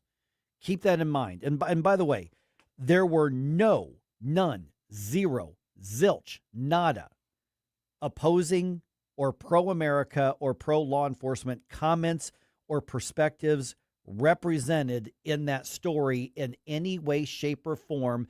The entire story by Melanie Johnson at KSTK was simply to highlight what a wonderful thing the school district is doing in opposing ICE and federal law enforcement and protecting people who are in the country illegally. That was the whole thing. There was nothing journalistic about this. It was gross. Yeah, if you care that much about the children, work out a way to adopt them from the parents or something. But as far as I'm concerned, the people championing this, they should be deported right along with the illegals because you're traitors. So here's one other aspect of this, and this is the Mike Bush reading the intro and then what we call a tag in the business. Here's just the intro and the tag. Here's how they set up the framing and then how they wrapped it up as what you're supposed to remember as the final word. So check this out. Starting in just weeks, the Rittner School District is taking a stand to protect its families from ICE. Police working with immigration officers were on campus in the spring, and this summer, 2 deported district parents were found murdered in Guatemala. 5 on your side's Melanie Johnson has our report. That's the intro. Now, the Rittner School District tells me that they have one of the most diverse school populations in the entire state. They tell me that 1,400 English language learners, there are about 1,000 students who speak a different language. As doors open on August 24th, the district promising to protect every student, no matter their status. Protecting, take a stand. I mean, this is not journalism. I mean, I'm assuming these people went to journalism school. They're certainly well-known, media figures. If they were actually concerned about journalism, they would not be able to look themselves in the mirror right now. Mike Bush, Melanie Johnson, that was pathetic. Everybody who wrote the copy at KSDK, it's par for the course with you people, with you clowns. But that's a joke. There's nothing journalistic. Just admit that you're left-wing propaganda, that you're Democratic Party propaganda, and at least I'll have more respect for your honesty. Yeah, it would absolutely take somebody that went to a liberal arts college to get a journalism degree to pat themselves on the back for peddling something so stupid and such garbage like that. Yeah. I mean, nobody that lives in the real world that actually cares about their country is going to sit there and try to present this as a good thing. Mm-hmm. You're harboring and you're aiding invaders, people that came here illegally, shouldn't be here, that are potentially putting their children at risk by being here in the first place. And then you're going to sit there. We're going to put a stand. We're going to champion. We're so emotional about this. We're all so afraid. No, you people are weak. Get out of our schools. Get some strong people in the schools to raise the kids right, and everybody else go back to your home country. Remember, this is your tax dollar. This is an example of your tax dollars at work. And so my hope is that this story made its way up to Catherine Hanaway, makes its way up to the Department of Justice, and they look at this. I mean, they just laid it all out. Yeah, I hope they show up to that school now. I hope they surge. So, Tom Homan, take a look there. Oh, my goodness. All right, we're going to dig into the Election Day updates more at 8:35. At 8:20, though, find out how a police officer in St. Louis County could maybe get away, with abusing the flock camera system. To fight your war. Stop it right now. I have had enough of this. Turn my eyes to your indifference. Stop it right now before you blow us all away.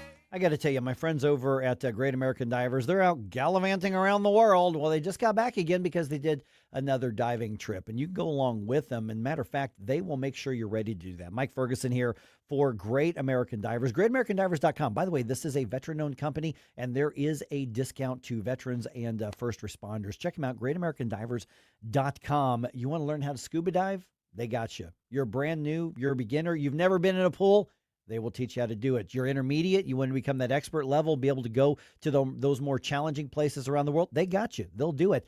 Maybe you just need your equipment serviced or need that air tank refilled. They got you on that too. And by the way, you're ready to go take the adventure, GreatAmericanDivers.com. They actually do the trips and lead them themselves. This is the premier scuba diving training school and scuba diving education and practice facility. Great big tank in St. Charles. Check it out because you've got experts making you an expert, and then they're leading you on the fun if that's what you want to do. Whether you're looking at just going to the lake and doing some shallow stuff, or you're going to the ocean, maybe you're going to the Gulf, whatever it is that you're doing, Great American Divers will get you from where you are right now to being ready for that. And what a great retreat or bachelor party or whatever. Check them out, GreatAmericanDivers.com. Can you believe politicians nearly doubled state spending since 2019? Yeah, that's twice the rate of inflation. What do we get for all that extra spending? Nothing. Yeah, and get this, over 200 loopholes are buried in our tax code, written by lobbyists for wealthy corporations. Our tax code is rigged against us. We get taxed on our paycheck, our home, everything we buy. I guess somebody's got to pay for all that spending. That's why we need Amendment 5. It puts politicians on a leash. Forces them to cut taxes and control spending, whether they like it or not. Amendment 5 closes the loopholes, eliminates income taxes, cuts property taxes, and gives $3,000 a year to average working families. We decide, not the politicians. Amendment 5 is the biggest tax cut in Missouri history. I'm voting yes on Amendment 5. Paid for by Missouri Promise PAC. Mark Ellinger, Treasurer. Dude, this house is perfect. Crumbs everywhere, sticky counters. I've already texted the colony. Sweet, I'll bring my 500 cousins. This'll be the biggest ant rager of the summer. Let's party! Wait, oh, what's that sound? Oh, no, it's those trucks with the green wheels. Party's over, man. Party's over. This is Derek, the owner of All Solutions Pest Control. We'd love to help you out. Give us a call today at 636-486-7888 to learn more about our special $67 offer. If a pest-free home is your goal, call All Solutions Pest Control. This app is absolutely fantastic. Yes, I listen on my phone. If you have a phone, you have a radio. It is awesome. Download the all-new News Talk STL app and listen anytime, anywhere.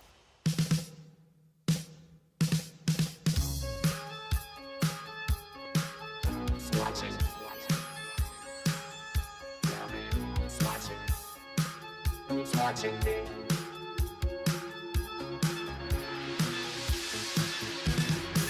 Hey, this is Todd Showalter. Join me for the Right Mind Show on Saturday at 5 as I try to put some fun back into this wacky radio station. You know, and speaking of wacky, let's get back to Mike Ferguson in the morning. Let's see what you did there. I have my moments. By the way, the committee hearing to advance Todd Blanche's nomination for Attorney General, that's underway right now. Oh. Just started a few minutes ago. As we speak right now at 8:19, Illinois Senator Dick Durbin is doing Dick Durbin things, just saying. Okay, a Brentwood police officer is accused of using the flock camera system to stalk his ex-wife, and apparently that's legal in Missouri. That seems like one of the few things that should not be legal. I would think. Well, we're going to fill you in on those details here. So here's what's going on. Channel 4 had this story, and Russell Kinsall did the report on this. And when you see the whole story, I think he did a really good job of starting off the story by saying, here's a lot of reasons people like flock cameras. And he cited a case where a violent criminal was tracked down and arrested because of the use of flock cameras. Now, you look at the bigger picture and say that there are other ways to do it and that sort of thing. But the point is that story was very balanced. It wasn't just an anti-flock camera thing. It wasn't a pro-flock camera thing. Matter of fact, the focus of the story was how it was abused on this. So KMOV on all their social media, they've got that story. Russell Kinsall did the story. So let me let him kind of set up what's going on. Basically, what you have is a woman who is divorced from a Brentwood police officer, and he's not been charged with a crime, so we don't know his name, and she did not want to be identified. After a long marriage, they broke up, they divorced. It was very ugly. And she says that he logged into the flock camera system, ran her plate, tracked where she was going, and then was confronting her after their divorce because he was tracking her movements. That's the accusation on this. So here's part of Russell Kinsall's story. The St. Louis County Police Department was called in to investigate and found nothing criminal had taken place. The city of Brentwood released a statement saying the investigation regarding this matter has been closed following Brentwood Police Department's cooperation with St. Louis County and the prosecuting attorney's office. And this is a personnel issue. We are unable to comment further. But the woman's boyfriend filed a third-party complaint, and Brentwood Police Chief Joseph Spees sent a letter in response that said our internal investigation revealed sustained policy violations. And they did show a picture of that letter in the story. So what that means is that they are coming as close to possible as admitting that the officer did it, that he used the data and he used the information in the flock system against their policies, and that something in this complaint was validated. Mm-hmm. Okay. So I'm not going to say that they full on admitted that he did it. I couldn't imagine that their lawyers, city lawyers, would do it, but they came as close as they could. So what it looks like is at some point, this police officer, whoever he is, used the flock system, tracked his ex-wife, and used it for what it's not supposed to be used for. Okay. So here's the next part of Russell Kinsall's story on KMOV. The founder and CEO of the company acknowledges some officers have misused the camera system, but that a new audit feature was helping to catch the abusers. It's a disappointing story when I see it, but I also go, look, this is working. This is showing that if you use a tool like Flock or other tools, you should be held accountable, regardless of whether you have a badge or you don't. Recently, police officers have been convicted of inappropriately accessing cameras for personal use in Kansas, Wisconsin, Georgia, and North Carolina. But Missouri and Illinois do not have laws that make it illegal to use flock cameras to stalk someone. Missouri legislature? Maybe I'm going to put that on your to-do list come January. Yeah, that's should be a no-brainer. I mean, I can't believe that using electronic devices to stalk people was not immediately written into law the moment that like security cameras became a thing. Right. You know, it's and this was one of our main fears when we were talking about this, not maybe fears, but this was one of our concerns when these flock cameras started becoming like a headline news thing. Mm-hmm. Is all over the nation right now in many different instances. There are multiple people, not just officers, but usually officers, but there are people that are getting unauthorized access and using these cameras nefariously. Sometimes it might just be, hey, we just want to see if we can do it. But there have been even people that should not even have access to getting into the databases of Flock, being able to barge their way in, so to speak. I mean, it's not that hard to hack them. But here's the thing. Here's another question is, the argument is when you are in public, you do not have any constitutional or legal assertion of privacy. That's the argument that's used. So I don't like that argument. I know it's true, but I would also say that not having an expectation to privacy should not be misconstrued as permission to remove any sense of privacy in a public space. And it's not even so much about privacy. It's a surveillance state and tracking and data gathering. And so what law enforcement is arguing is like, hey, we could have a cop stationed there and write down your license plate as you drive by and call it in every single time, and that's legal. Yeah. We don't need a warrant to do that because you're out in public. Mm-hmm.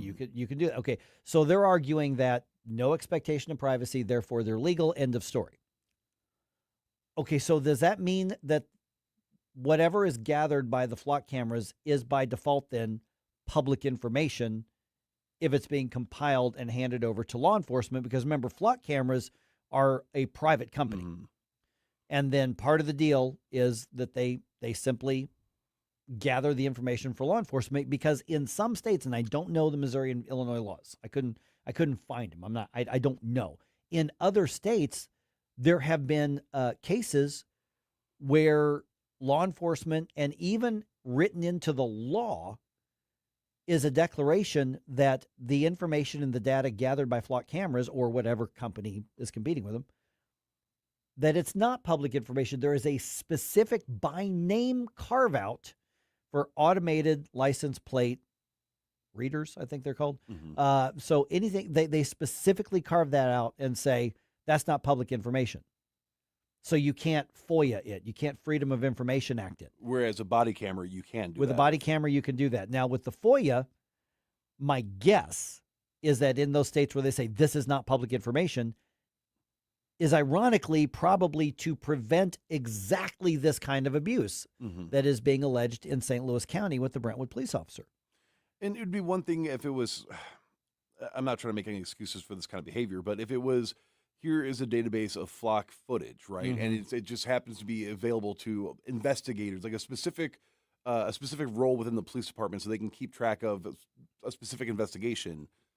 Still don't like it, but fine, at least that makes sense. But to have something where you can literally use, because they have AI integration as well. So to be able to use these to monitor the movements of individuals, it's insane. There's another program that it works with. I think it's called like Shot Stopper or something. It's meant to monitor Shot Spotter. Spotter, yeah. So it's meant to monitor, like gunshots, right, and automatically detect and them. then triangulate where it came from and dispatch police And to they've go. been having a lot of false positives with that because somebody's motorcycle backfires, a vehicle, it's a little too loud, and then there was an individual who had like several cars pull up on him because they thought it was an active shooter situation. He's like, no, I'm just working on my motorcycle trying to get it to work.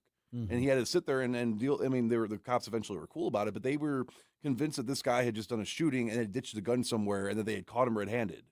I mean, the technology is not bulletproof enough, for lack of a better term, to be this largely integrated and then to have vulnerabilities where a police officer can just simply log in without having to have some sort of administrative oversight to that. It just seems like, what's going on here? Yeah, so let's unpack where should we be going from here. Okay. I know there's a lot of people who say get rid of the flock cameras. Yes. Not happening anytime soon. Russell's story on KMOV showed a map of where all these flock cameras, basically anywhere you've got a population in St. Louis County, in this case, it's covered in flock cameras. You are being recorded. You are being tracked by Big Brother. Big Brother's here. Orwell was right. Big Brother's here. Yeah, I was told growing up that's what made China so scary is that they monitor all their people and that it's a surveillance state. Well, I guess we're just welcoming it right in here now. Okay, so the Missouri legislature absolutely should prioritize, and this does not have to be a partisan thing, limits on this technology, limits on how long this data is allowed to be collected, and the shorter the better, unless there's some kind of warrant for something. And then also, is this public information or not? And write into the law, if anybody uses this for any non-law enforcement purpose, it's a criminal act, not a civil act, a criminal act. Because what that police officer did, according to prosecutors and the police department, they say it's not illegal. They're not saying it's proactively legal.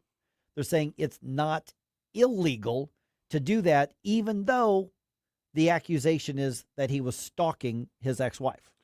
Yeah, and again, and stalking's already a crime. Yes. So, but they couldn't, I guess, piece that together to something that's prosecutable. Yeah, no, I think it should absolutely be a felony. I mean, if you are on the sex offender list, right, and your information's put into one, so if you're driving too close to a school zone or something, fine. If you have a restraining order against you, a protective order against you, and you have to enter your information, so if you get too close in violation of that, the police are notified. Fine. If it's you can put not ideal, but I mean it's still stolen vehicle, something like that. Well, see, and that's the thing. Stolen vehicles is one of the things that they've said a lot. It's like we can tag it right there. Fine, but the way that it's currently set up, not to have those specific causes, it's just a general blanket mass monitoring situation. I think we're humans and we're flawed, and I think when you have access to a beast like that, there's not really any sort of internal reason not to do that for nefarious reasons. The flock cameras technology has just improved greatly with the integration of AI just in the last couple of years, and it took about 10 seconds for law enforcement officers around the country to start abusing it. Now, I got some friends, we're very pro-law enforcement here. I got some friends in law enforcement who are angry about any opposition to flock cameras. The reality is they're being abused, and we are now in a surveillance state. Absolutely. It's not, it's coming, this could lead to it. It's where we are right now. So how do we regain control of this to some degree to put some kind of balance between surveillance state at the behest of law enforcement in this case and our ability to not be constantly tracked by the government, which horse may be out of the barn on that one. Seems like a good time to remind you as well that all new vehicles made late 2026 and 2027 are all going to be equipped with AI surveillance within the vehicle itself that cannot be disabled as well. So, welcome to 1984. But I've been hearing some rumors that I've been looking into, and it turns out these rumors are true. Mm-hmm. It is, in fact, Election Day in Missouri, and the polls are open now. What? How is the turnout where you're voting? We would love to know what you're seeing, what the vibe is, how you're doing, what's motivating you to get out there and to make your voice heard. So we're going to talk about more about that coming up here at 8:35. When I'm in the shower, I'm afraid to wash my hair, 'cause I might open my eyes and find someone standing there. People say I'm crazy, just a little touched, but maybe showers remind me. Mike Ferguson in the morning. Our country was founded by geniuses, but it's being run by idiots. On News Talk STL.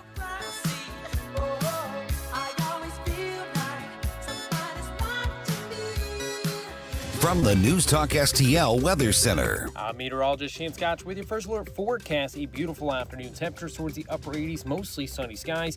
Then into Wednesday, things are looking dry until the evening hours. Could be seeing some showers and storms looking scattered. Those could have some stronger winds towards the overnight hours late Wednesday. And then into Thursday, looking at scattered chances off and on. Isolated chance into Friday, drying by the weekend as temperatures climb back towards the upper 80s and lower 90s. From the First Alert 4 Weather Center, I'm meteorologist Chance Scott. Fox News commentary with Brian Kilmeade next. Most investments today feel like second jobs. Real estate, you're a landlord. Stocks, you're a day trader. Crypto, you're a full-time researcher. You've got a life to live. Your investment should help you live it. That's why more Americans are choosing gold. Noble Gold has helped thousands protect their future with real physical gold. Visit NobleGoldInvestments.com to get your free wealth protection kit. That's NobleGoldInvestments.com. Past performance may not be indicative of future results. Investing in precious metals, including gold, involves risks. Consult with your tax attorney or financial professional before making an investment decision.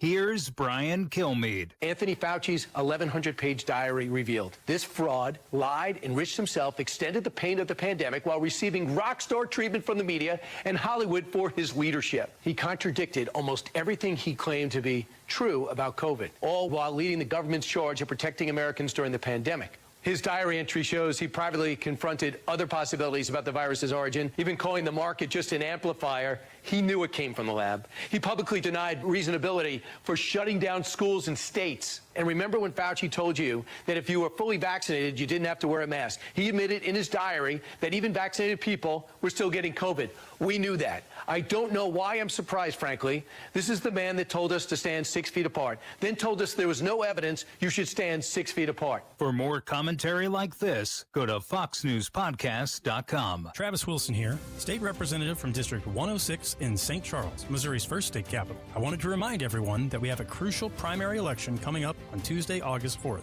No excuse, in-person voting has already begun, and I'd appreciate your vote to continue my service for the great people of St. Charles. For more information on early voting or to learn more about me and the important issues facing Missouri, visit me on Facebook at Wilson for St. Charles. Thank you, and may God continue to bless the state of Missouri. Paid for by Wilson for St. Charles. Merle Schneider, Treasurer. Bengal's restaurant offers an inviting atmosphere, neighborly service, and a vibrant happy hour scene, all in the heart of Warson Woods.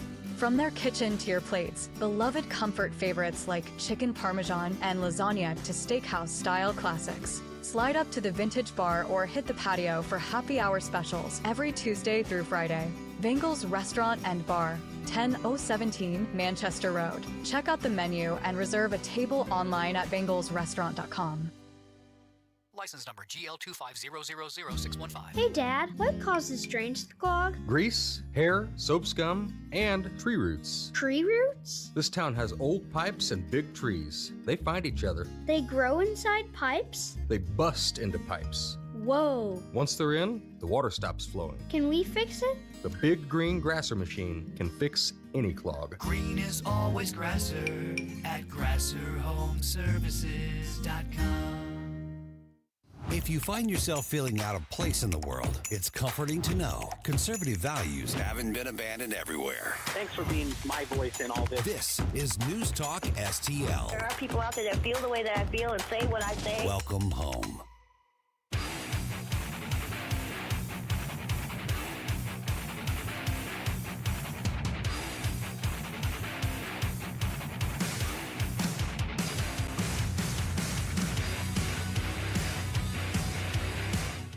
Hey, Chris Arp from the Tim Jones and Chris Arp Show. Make sure that you're listening to our show this afternoon from 4 to 6. Now back to the Mike Ferguson in the Morning Show. All right, elections underway, primaries underway. Woo! Man, it's we talked to Secretary of State Denny Hoskins a little bit ago, and he's predicting one of the larger primary election turnouts. I mean, as in the largest since 2004, which was a presidential election year. Oh, my. Yeah. So we're talking about 22 years. And they're predicting about 1.4 million turnout in Missouri for a primary, 32%. Only 1 out of 3 registered voters actually showing up. And this is after the voter rolls were vetted and trimmed down. Only 32%, you would think sounds awful, but in political terms, a 32% turnout in a primary election is a lot. Mm-hmm. Shouldn't be. It should be higher than that, but that's a lot on there. So 314-912-1019, or you can send us notes on social media, obviously. And that is what's driving you out to make sure that you vote. I mean, what is it that is motivating you to say, no way am I going to be denied my say in all this? Or what did if you've already voted early on that? Yeah. You know, so for instance, in St. Charles County, massive knockdown, drag out over the St. Charles County executive race. St. Louis County, the Democrats have that with the St. Louis County Democratic primary race. Republicans told Dennis Hancock's going to be the nominee. He was the one who filed. But also, don't forget, in St. Louis County and in a couple of municipalities in St. Louis County, there's something called Proposition U. It is a tax increase.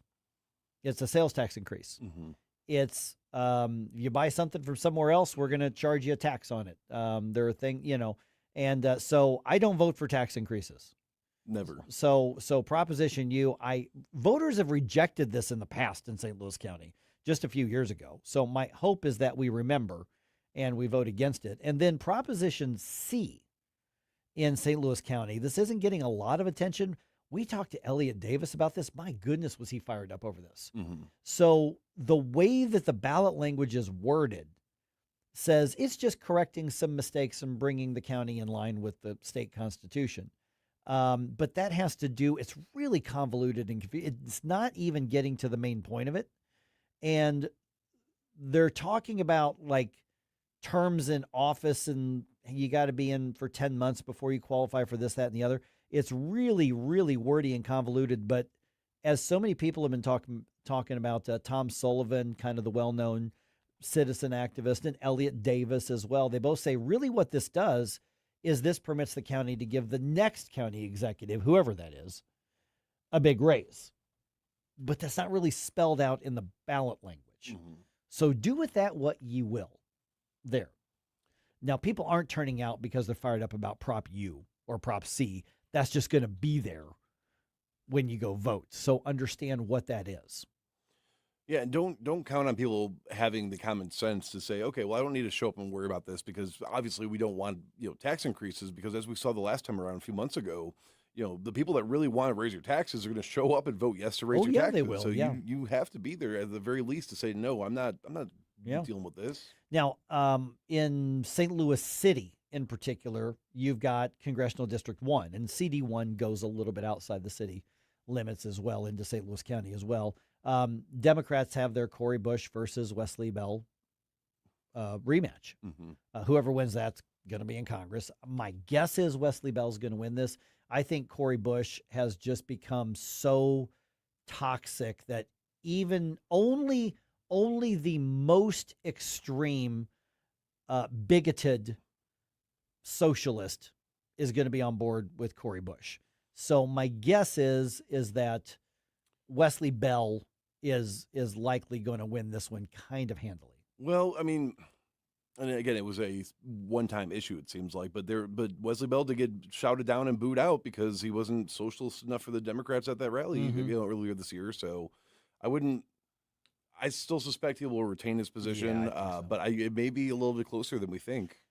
Yeah, I mean, because those were basically Cori Bush supporters that were showing up. And so I guess we're going to find out directionally, what does the Democratic Party in St. Louis look like? Are they going the way of Bernie Sanders and AOC? Are they going that direction? Or are there still enough of the Democrats in the area to go, we're more Truman and Gephardt and Carnahan than we are Marx?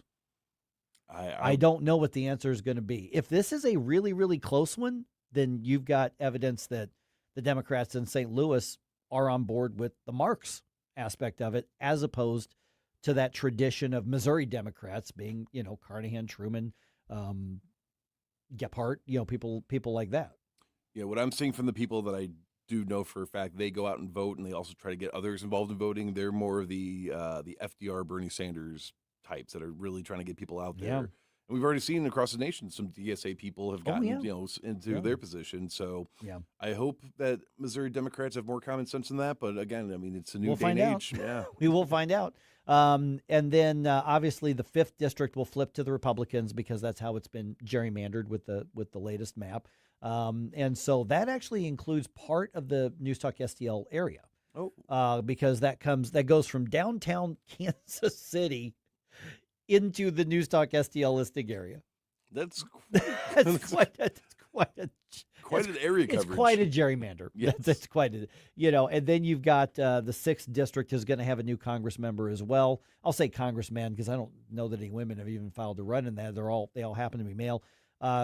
Chris Stigall is up against this 2 top candidates, Chris Stigall and then this Willett he's from Kansas City. He's a city councilman in the city of Kansas City. They're facing off in the Republican primary. There's a few other candidates, but those are the ones who have done the most campaigning and raised the most and got the most attention. That's going to be an interesting race to see how that happens because nobody's really heard of Willett outside of Kansas City, but nobody's heard of Stigall outside of Kansas City either, although he had obviously it's a national presence with his radio show and then his work with the Herzog Foundation as well. So I've known Chris for years.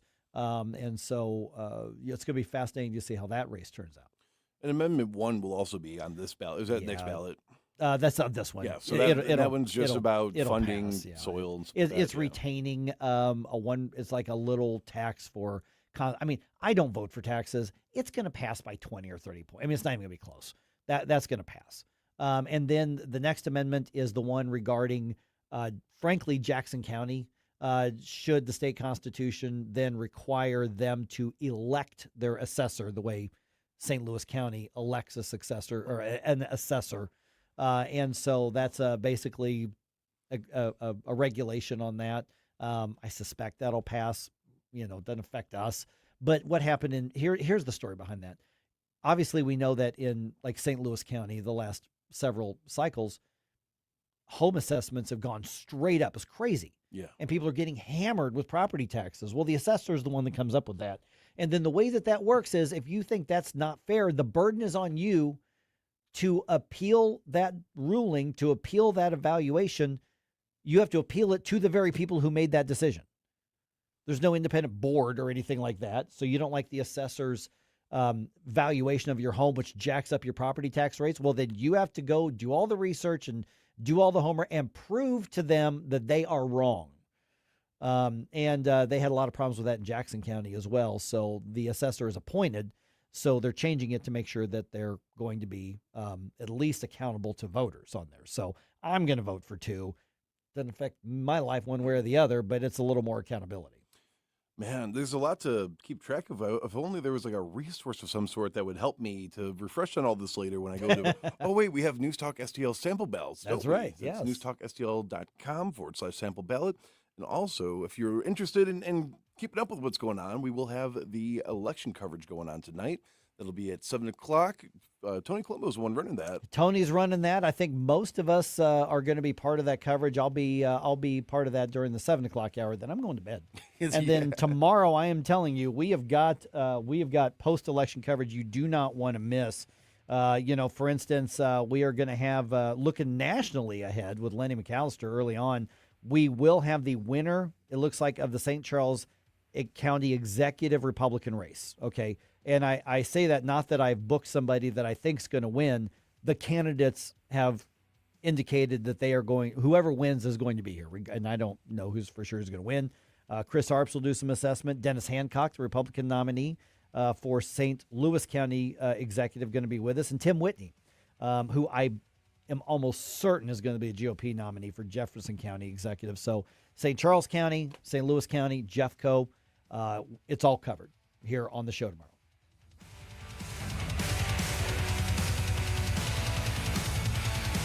Tony Colombo here for Gutter Pros and Exteriors, your all-in-one service team that brings years of experience and quality that's affordable right to your doorstep. Christine and I discovered Gutter Pros and Exteriors when we bought our home and inherited a gutter problem. And they've also repaired siding damage on our home because along with gutter repair, gutter installation, and leaf protection, the Gutter Pros team are also the best for repairing other exterior damage, including fascia, soffit, and all siding repair and installation. Learn about all the ways Gutter Pros and Exteriors can help your home or business right now at gutterpros.com. There's an old way to get ready for college, and there's a snooze way. Parents spend thousands of dollars on tuition, books, laptops, and everything their student needs to succeed. But one of the most important investments is often overlooked. Sleep. A college student who sleeps well is more alert, more focused, and better prepared for the challenges ahead. At Snooze Mattress Company, we use advanced pressure mapping technology to help match every student to the right sleep system. Give them an advantage they'll use every single night. When you sleep better, everything gets better. News Talk STL is proud to have Doug Voss of Safe Bunny Radio as part of our lineup each week. Doug has been a staple on the St. Louis radio airways for many years as one of the leading financial experts in the area. You can now hear Doug and Safe Bunny Radio every weekend on News Talk STL. But in case you miss anything, you can check it all out at DougVossSafeBunnyRadio.com. What else do our listeners need to know, Doug? Simply put, I focus on helping pre-retirees and retirees build, preserve, and protect retirement assets, and I've been helping my clients solve their insurance and financial needs for the past 33 years. I also strive to educate my clients on how to prepare for retirement, minimize the impact of market volatility on their assets, and deal with the challenges of increased longevity. Call me today at 844-676-SAFE. That's 844-676-7233. Doug Voss is a registered representative. Securities offered through DHL Securities, LLLP. Member FINRA and SIPC. Colombo and Company. Election day in Missouri. Get out to vote and make your voice heard on these critical races across the state. We'll break down all the issues, local and national, Tuesday with Crane Durham, Susie Moore, and AI expert Mike McCleary. Live and local weekdays at 2 on News Talk STL.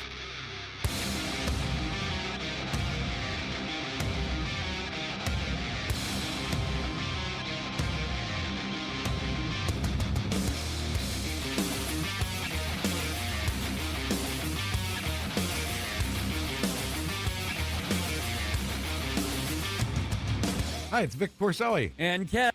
Hi, Ken. Hey, Vic. Ken and I are on every Monday through Friday here on News Talk STL. Right now, you're listening to Mike Ferguson in the morning on 101.9 and 94.1 News Talk STL. Whoosh, my morning people. All right, recap what's happening around the area, around the country here. Election day, primary election day on Missouri side. Go vote. Bottom line, go vote. If you don't know where to vote, and it's not on your voter card there, then contact your local director of elections or the election board or your county clerk, and they will direct you to where you're supposed to go. Also, an area school district brags about their plan to work against ICE this coming school year, which starts, by the way, in less than 3 weeks. And the Cardinals roster, as I said yesterday, this was going to happen. Cardinals roster looks different today. One of the more popular Cardinals is now a Diamondback. Ooh. Yep. 8:49 right now. Let's do one more news dump. The Morning News Dump, brought to you by Lee May Concrete and Block.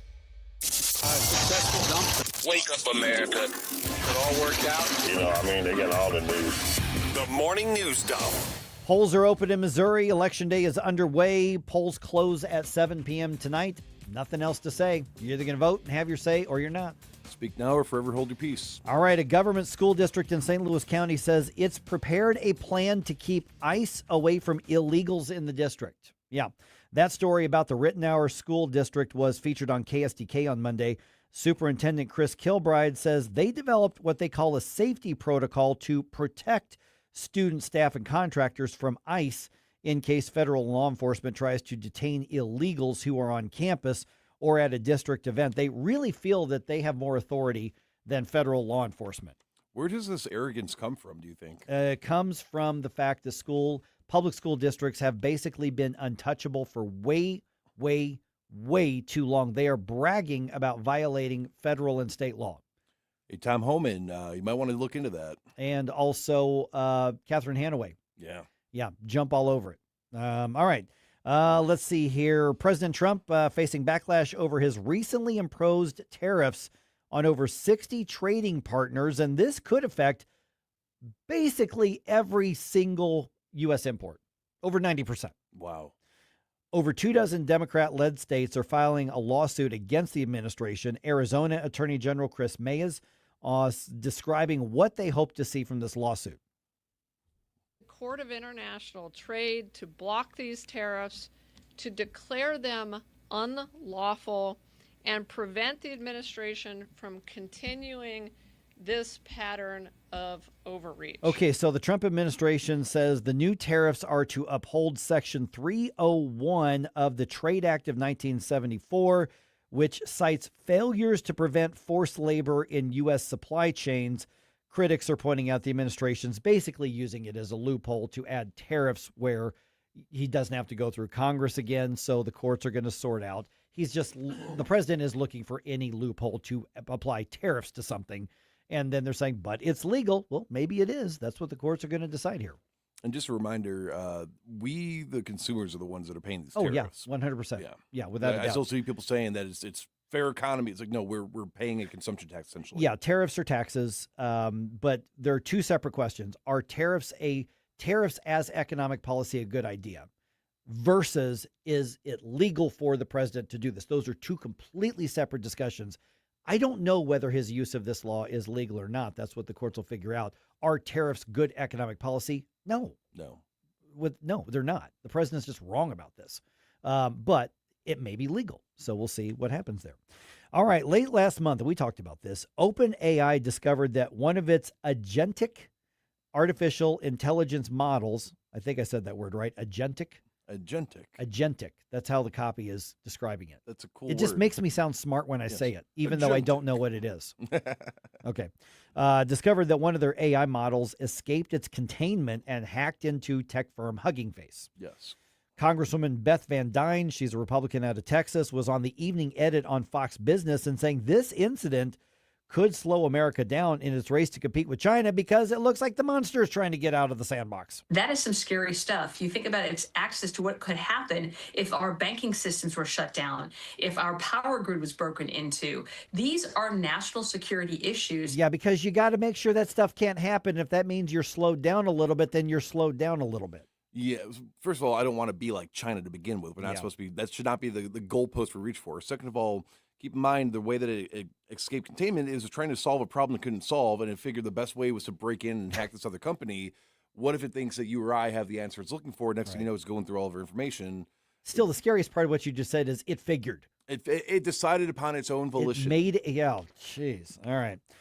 Brentwood police confirmed that an officer abused the flock camera system but will not be charged with any crime.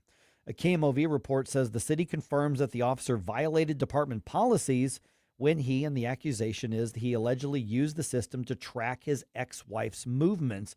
Because there are no laws against police doing so in Missouri or in Illinois for that matter, he faces no criminal consequences, and the city is not commenting further on what they call a personnel matter. Now, it is illegal in other states to do that. It is a criminal offense in other states. But in Missouri and Illinois, either they haven't enacted those laws yet or they haven't thought about it yet. But this is an example of how these things can be abused. Well, and I know people have like home security cameras where they can remotely access them. Yeah. And I figure, if you're separated and there's like some sort of reason you're not together, you shouldn't be able to access those legally to spy on when they're home or not. But this takes that even a step further because this is all over the entire city. Yep. All right. The Justice Department, as you know, dropped charges against former Olympic canoeist David Hearn. He was accused of vandalizing the Lincoln Memorial reflecting pool. But the damage was actually blamed on the contractor, and Jeanine Pirro's office said, we have new evidence, and it looks like he doesn't like the president. He may have been up to no good, but he didn't do it. That's what they're saying. Yeah, the algicide that they're using is known also to have effects with paint as well. So, well, speaking to reporters, President Trump slams U.S. Attorney for the District of Columbia, Jeanine Pirro, for dropping those charges. I was disappointed with Jeanine Pirro, really disappointed with Jeanine Pirro. She folded like an umbrella. Yeah, so the bottom line is what the Justice Department says is we have evidence that doesn't support the charge. I mean, Mr. President, sorry you don't like the guy and he hates you, obviously. But if the evidence not there, the evidence not there. I don't know what else to say is on it. There are other people who have been charged with vandalizing, and those are separate cases, and it looks like some of them actually did it. Like as in cutting things and doing that, which, by the way, for you leftists out there, what a stupid thing to get out there and do. I mean, that's just stupid. But in this case, the Department of Justice just said the evidence shows that he didn't do it. You know, if there's more to the story and there's more evidence, okay, let's see it. But they're reacting to the evidence. This isn't a loyalty test for the president. Jeanine Pirro's plenty loyal to Donald Trump, and he threw under the bus anyway. Well, that's how it rolls, I guess. That's how it goes. Yeah. Okay, there were 10 home runs in Monday's Cardinals-Yankees game. Alec Burleson had 3 of those 10 home runs. That's a good week for a lot of people. That's a good month for some guys. He had them in one game. At the end of the slugfest, Redbirds ended up with the win. Final score at Yankee Stadium, 13-7. Nathan Church and Jimmy Crooks also hit dingers. Second game of that series this evening at 6:05 our time. Lars Newbar, no longer a Cardinal. Oh. He is a Diamondback now. Right before the trade deadline, he was dealt to Arizona for 2 minor league pitchers and a player to be named later. Cardinals also traded pitchers Dustin May and J.J. Romero. That does not surprise me. They were traded to the Milwaukee Brewers. Cardinals are getting 2 outfield prospects in exchange. It is unusual for a trade to go to one of your division rivals this late in the season. But I told you yesterday there were going to be some pitchers shipped out. Called it. That's exactly what happened.